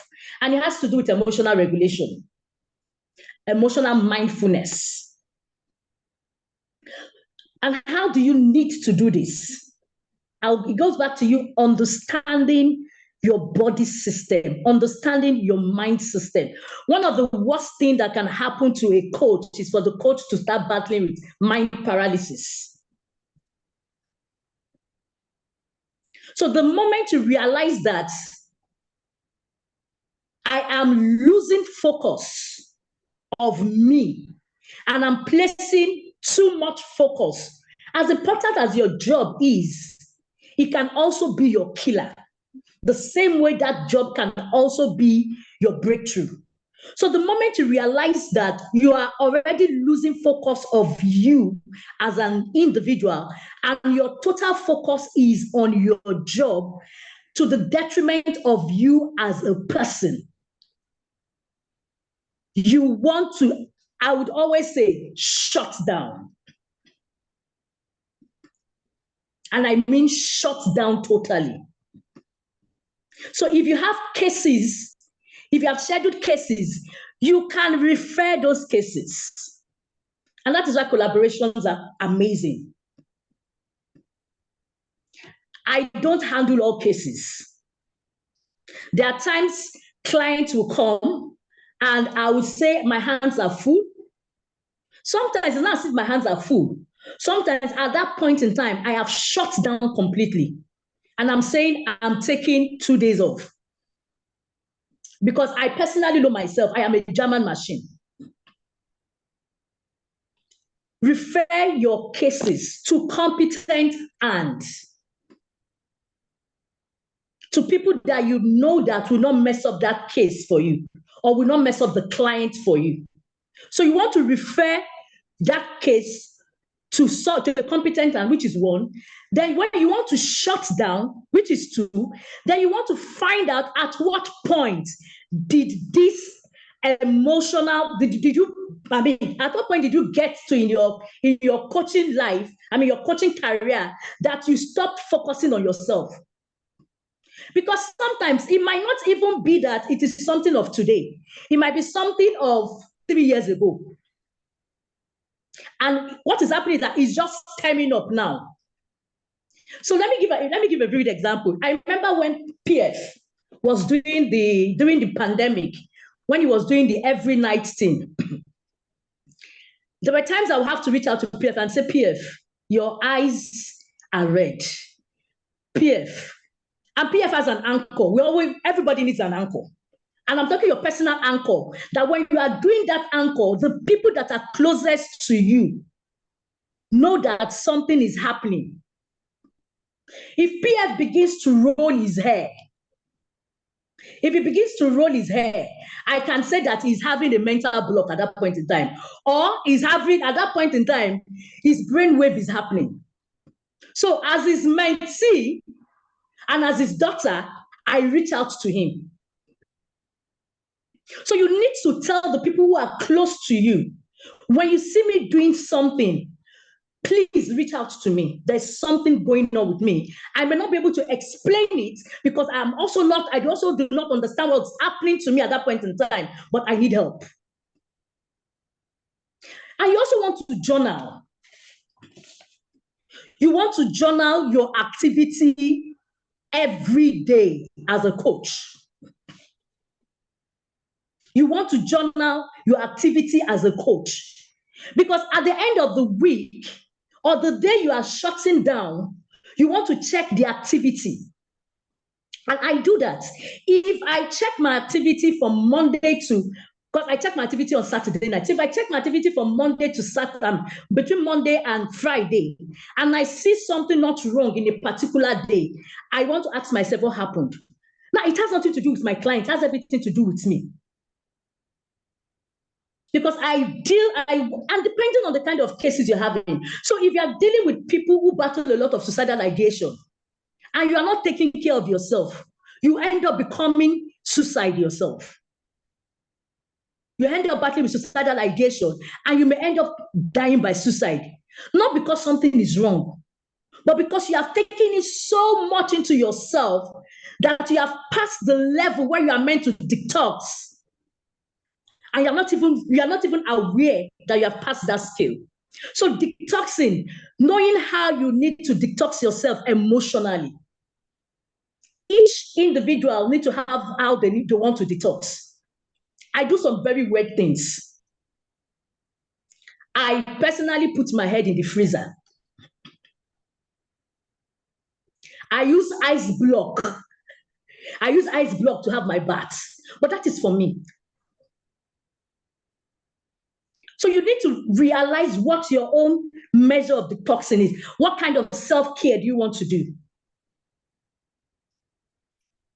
Do you want to space your counseling? You don't have to space your coaching period. If you take a client at 11 a.m., do you want to take the next client at 3 p.m.? So at that point, you are also helping yourself. But one major thing, like PF Road, have people who know you too well. Because sometimes you're not even aware that you're breaking down as a coach. And you just be working and helping people while you are dying. Wow. Thank you so much for that. Thank you. It just took my mind to a time where I wasn't feeling well, and I had to submit something to PF, and then I told him I had been, I wasn't feeling well for a few weeks, and the only thing he said to me was, excite yourselves. Your cells need to get excited. And he told me 1 or 2 things to do, and voila, I was okay. Like, I didn't need to take any medication. I was just, okay. So there are things that, when you talked about getting people, or that was PF in the comments saying, get people that know you well, so that they are able to point you out to the fact that, hey, something is going on with you that you need to be mindful of. Thank you so much. And then I have another question related to that, but I guess you have answered one part of it. I'm still going to ask you anyways. What are some practical mindful exercises that coaches can use to stay present and reduce stress during coaching sessions. We've talked about journaling, which is also a good way to also unpack some of those emotions. So are there any others that you would like to share with us?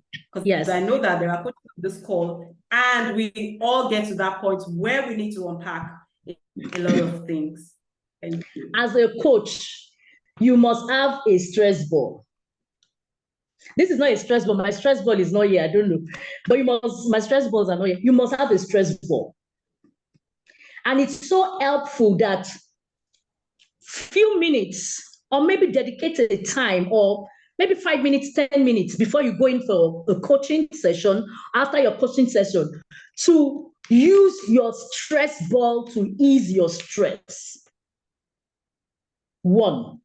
2, if you're the type, as a coach, try and like music. Love music. Love music. Love music. Enjoy quiet space. The truth is, you can't be a coach and all you love is basically noisy place. You can't be a coach and the only thing you love is noisy place. Enjoy quiet space.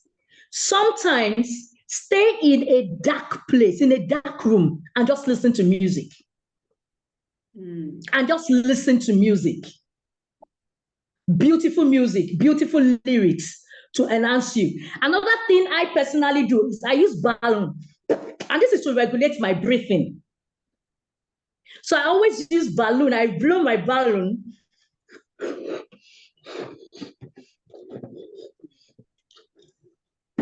And what I do is basically I can close my eyes and I'm counting from maybe 20, 19, 18, and I'm releasing gradually to 1.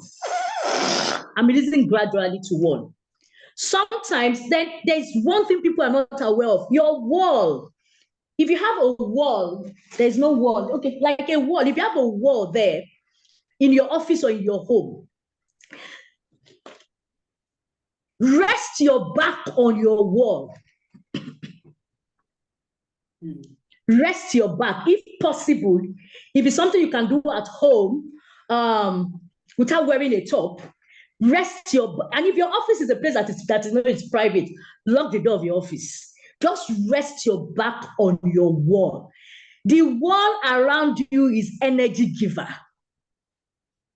As human beings, we are energy takers and we're energy givers. So while you are working, you are giving out positive energy to your clients, and you're most likely collecting disempowering energies from them. So you want to rest your back on the wall, and you're speaking to yourself, and you're saying to your wall, take every disempowering emotions I may have taken. So your client comes and your client has said things. You want to speak to that wall and say to the wall, I'm releasing all this from my mind. I'm releasing it from my heart. I'm releasing it from my body. I'm releasing it from my inner being. I am being my amazing self again. I'm being my awesome self again. I take in positive energy. I take in positive energy. Then there's a timer. You just want to press your timer. I have what I call my amazing energy giver eggs. They are eggs of different sizes. Even though I use them for therapy, I also personally use them. So sometimes I'm using my egg. For me, I'm placing my egg here. I'm placing it here, and I'm having 3, and I'm just soaking in. I may be playing music, and I'm just soaking in myself. Then you want to take a stroll if possible. You want to laugh. You don't need to be with someone to laugh. Laughing is one way to detoxify. In fact, it is one of the most amazing ways to detoxify as a coach.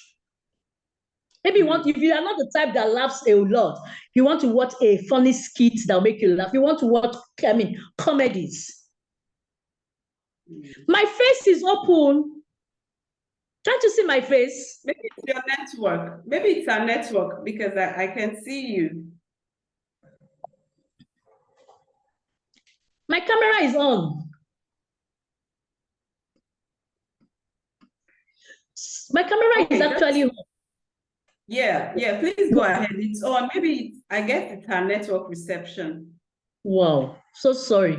So you want to take you want to take a walk. You want to take a walk. You want to stroll around. Please don't go and use ice cream or Pepsi or Coke or suya to detoxify. You will become addicted. Don't use anything sugar. Don't unconsciously become me. You will become addicted. And that is not an enhancing way to detoxify. So you want to do something, like I said, you can journal, you can play music, you can stay in a dark room, just lights off, you are in your dark space, you're only your space, you're enjoying yourself. You also may not want to have a conversation after a session. You may not want to have a conversation for the next 5 minutes or the next 10 minutes. You just want to be by yourself. And if you have someone who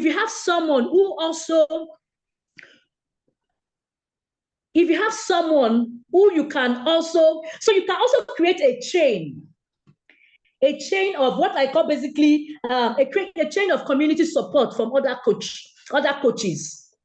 So an example is I can speak to Sandra. I'm pouring into Sandra. Sandra needs to pour into someone else. That person needs to pour into someone else. Another person needs to pour into someone else. So you create a chain of positive community emotion, disempowering emotion takers from you. And when you are able to create that, what would happen is another person, another coach or another counselor would always have something positive to say to you. Like we always say, a coach needs a coach.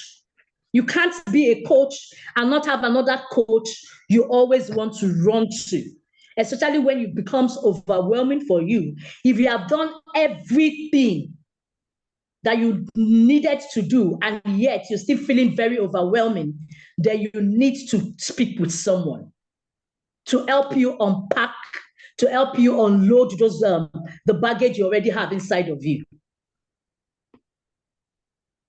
Okay, thank you so much. Thank you for that. So I have a question. Okay, so let me ask the confidentiality. Okay, so let me say this. As a coach, your confidentiality, when you are referring a client, so let's in a place of referral, there is no confidentiality. If Sandra is working with me and Sandra needs to refer me to another coach, Sandra needs to tell that coach what I'm going through. So when it comes to, you are not going to tell your community support everything that happened to your client. It is you that needs to detox.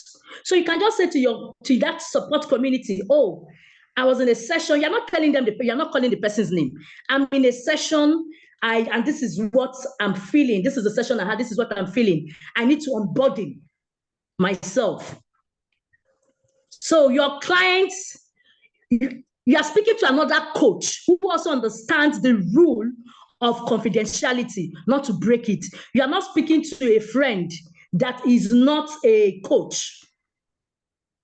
So when it comes to your workspace as a coach, your community, your chain community must, to help you unburden, to help you reduce your load, emotional baggage, has to be a coach.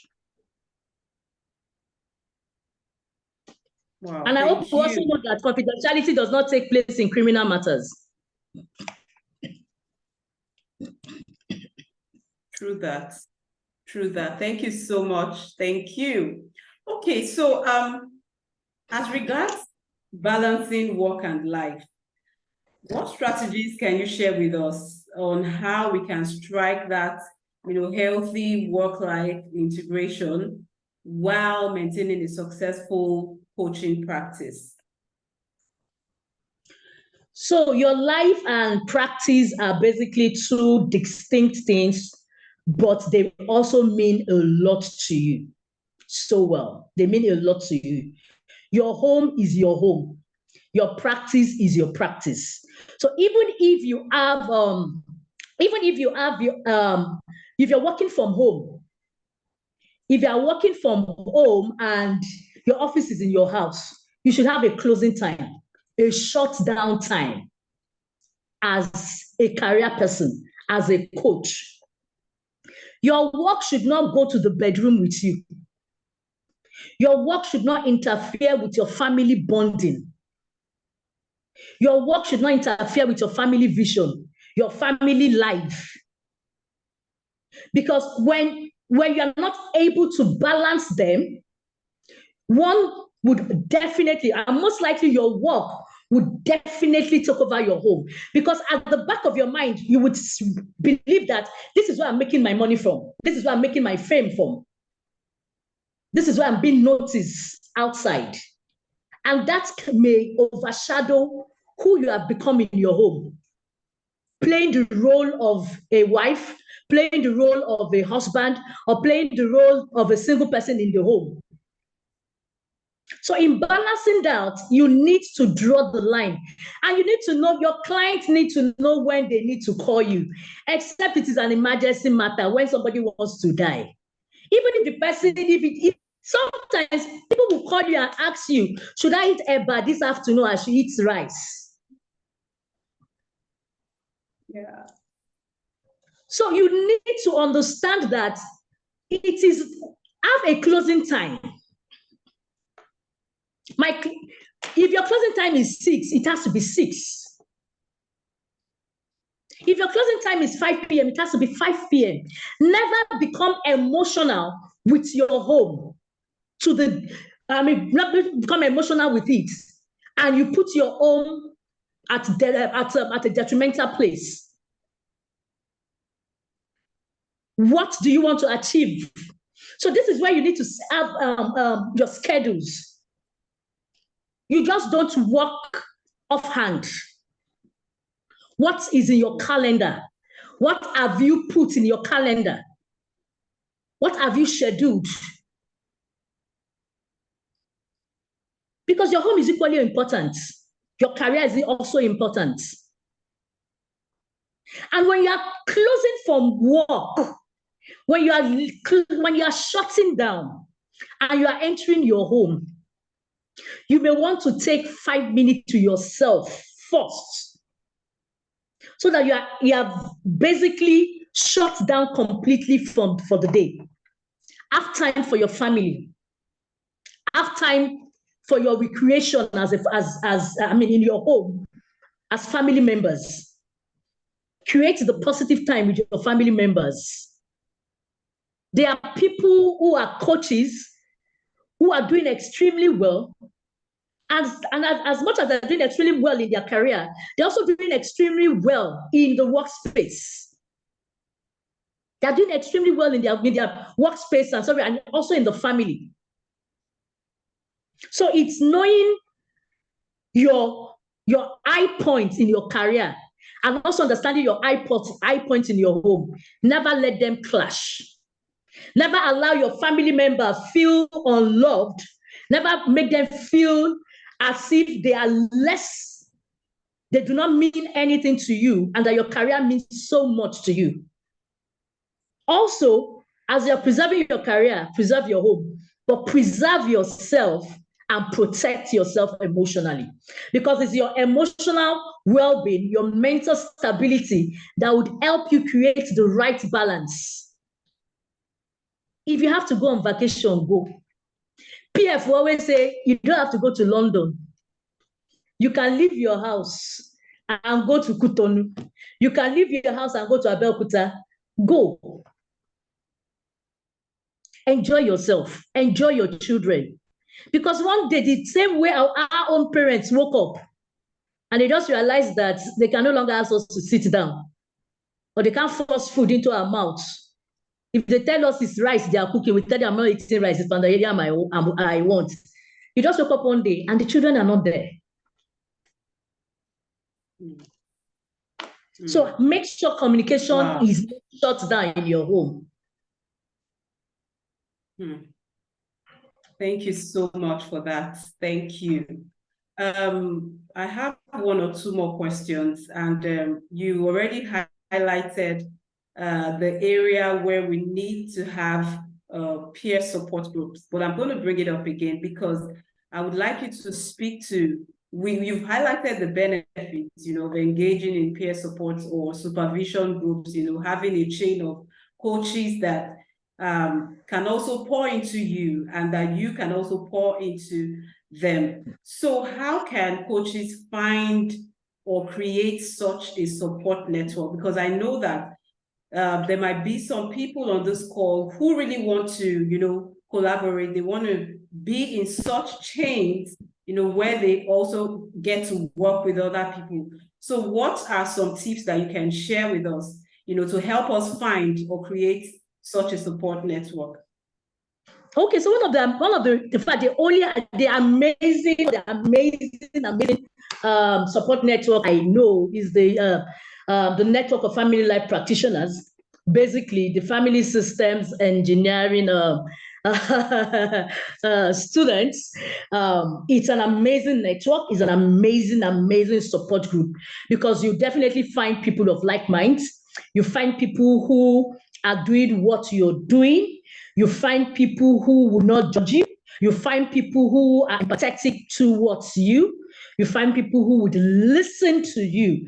So I will not create a support group with someone I cannot network with someone who basically does not have the same values with me, career values and with me of career vision with me. So my network, my support group is with the network of family life practitioners.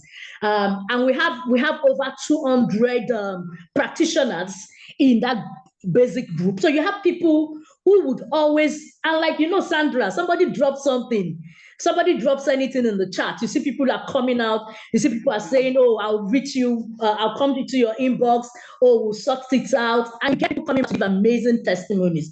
So in creating support group, one, you want to ask, do these people know what they are doing? And it's key. Do they have the right words for me? When I am bleeding and I'm not even aware that I'm bleeding, can someone spot my blood?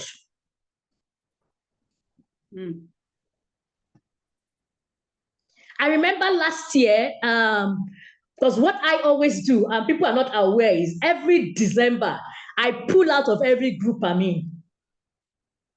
So I'm waiting this December by the special grace of God to pull out from every group I'm in, because I want to enjoy December.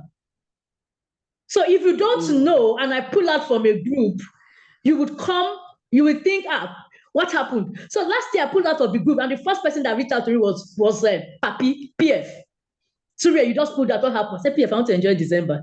I don't want anything to shut down my brain. December is enjoyment for me. I've not enjoyed myself from January to November. Let me enjoy December. And other people came. And after December, when I did not come back to the group, PF forcefully pushed me back into the group. And that happens to a whole lot of people. So you find out that someone is leaving the group, somebody is asking you, what happened? Someone is reaching out to you. So your community must be a community where you are all speaking the same language. Language of love, language of understanding, language of brotherhood, language of sisterhood, language of building together, language of Ubuntu. I am because you are. So that's, but right now, the only community is the network of family practitioners, basically. Wow. Yes. And I would lend my voice to that as well. Tested and tried. You need to join. Don't worry, we'll be sharing how you can be a part of it before we wrap up the session. So there's a last question. Thank you so much. Thank you. There's a last question. What are the ethical considerations coaches should keep in mind when practicing self-healing and emotional wellness? What are the ethical considerations coaches should keep in mind when practicing self-healing and emotional wellness? So one of the ethical considerations a coach must keep in mind when practicing self-wellness is one, never take a case when you're overwhelmed. Never take a case when your emotions is wrong, because there's a very strong likelihood that you mess up that case. One. Then two, when you're practicing your self-care and your self-care and emotional well-being, like I said earlier on, you want to speak with another coach, especially if you know that you need to pour on. What you're going to be pouring on has to do with what you have heard in the session. What you have heard in the session. Then three, what do you also need to do? One of the ethical things you need to do. There are times you're practicing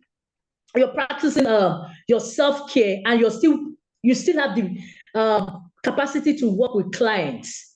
You still have capacity to work with clients. Now get to that point where you turn your client coach and you become coach. And your client becomes the coach. Your client becomes the coach, you become the client. Because the tendency in wanting to onboarding. There's a tendency in wanting to onboarding. And that is why shutting down is key. Shutting down, closing the books, shutting down your laptop, closing your office, giving away your files, storing your files, locking your files away,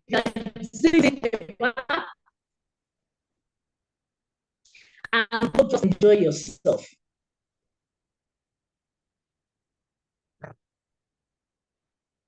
Wow. And never keep your clients, never keep your clients, in limbo. Don't shut down your clients, because it will affect your work as a coach and they will practically just abandon you.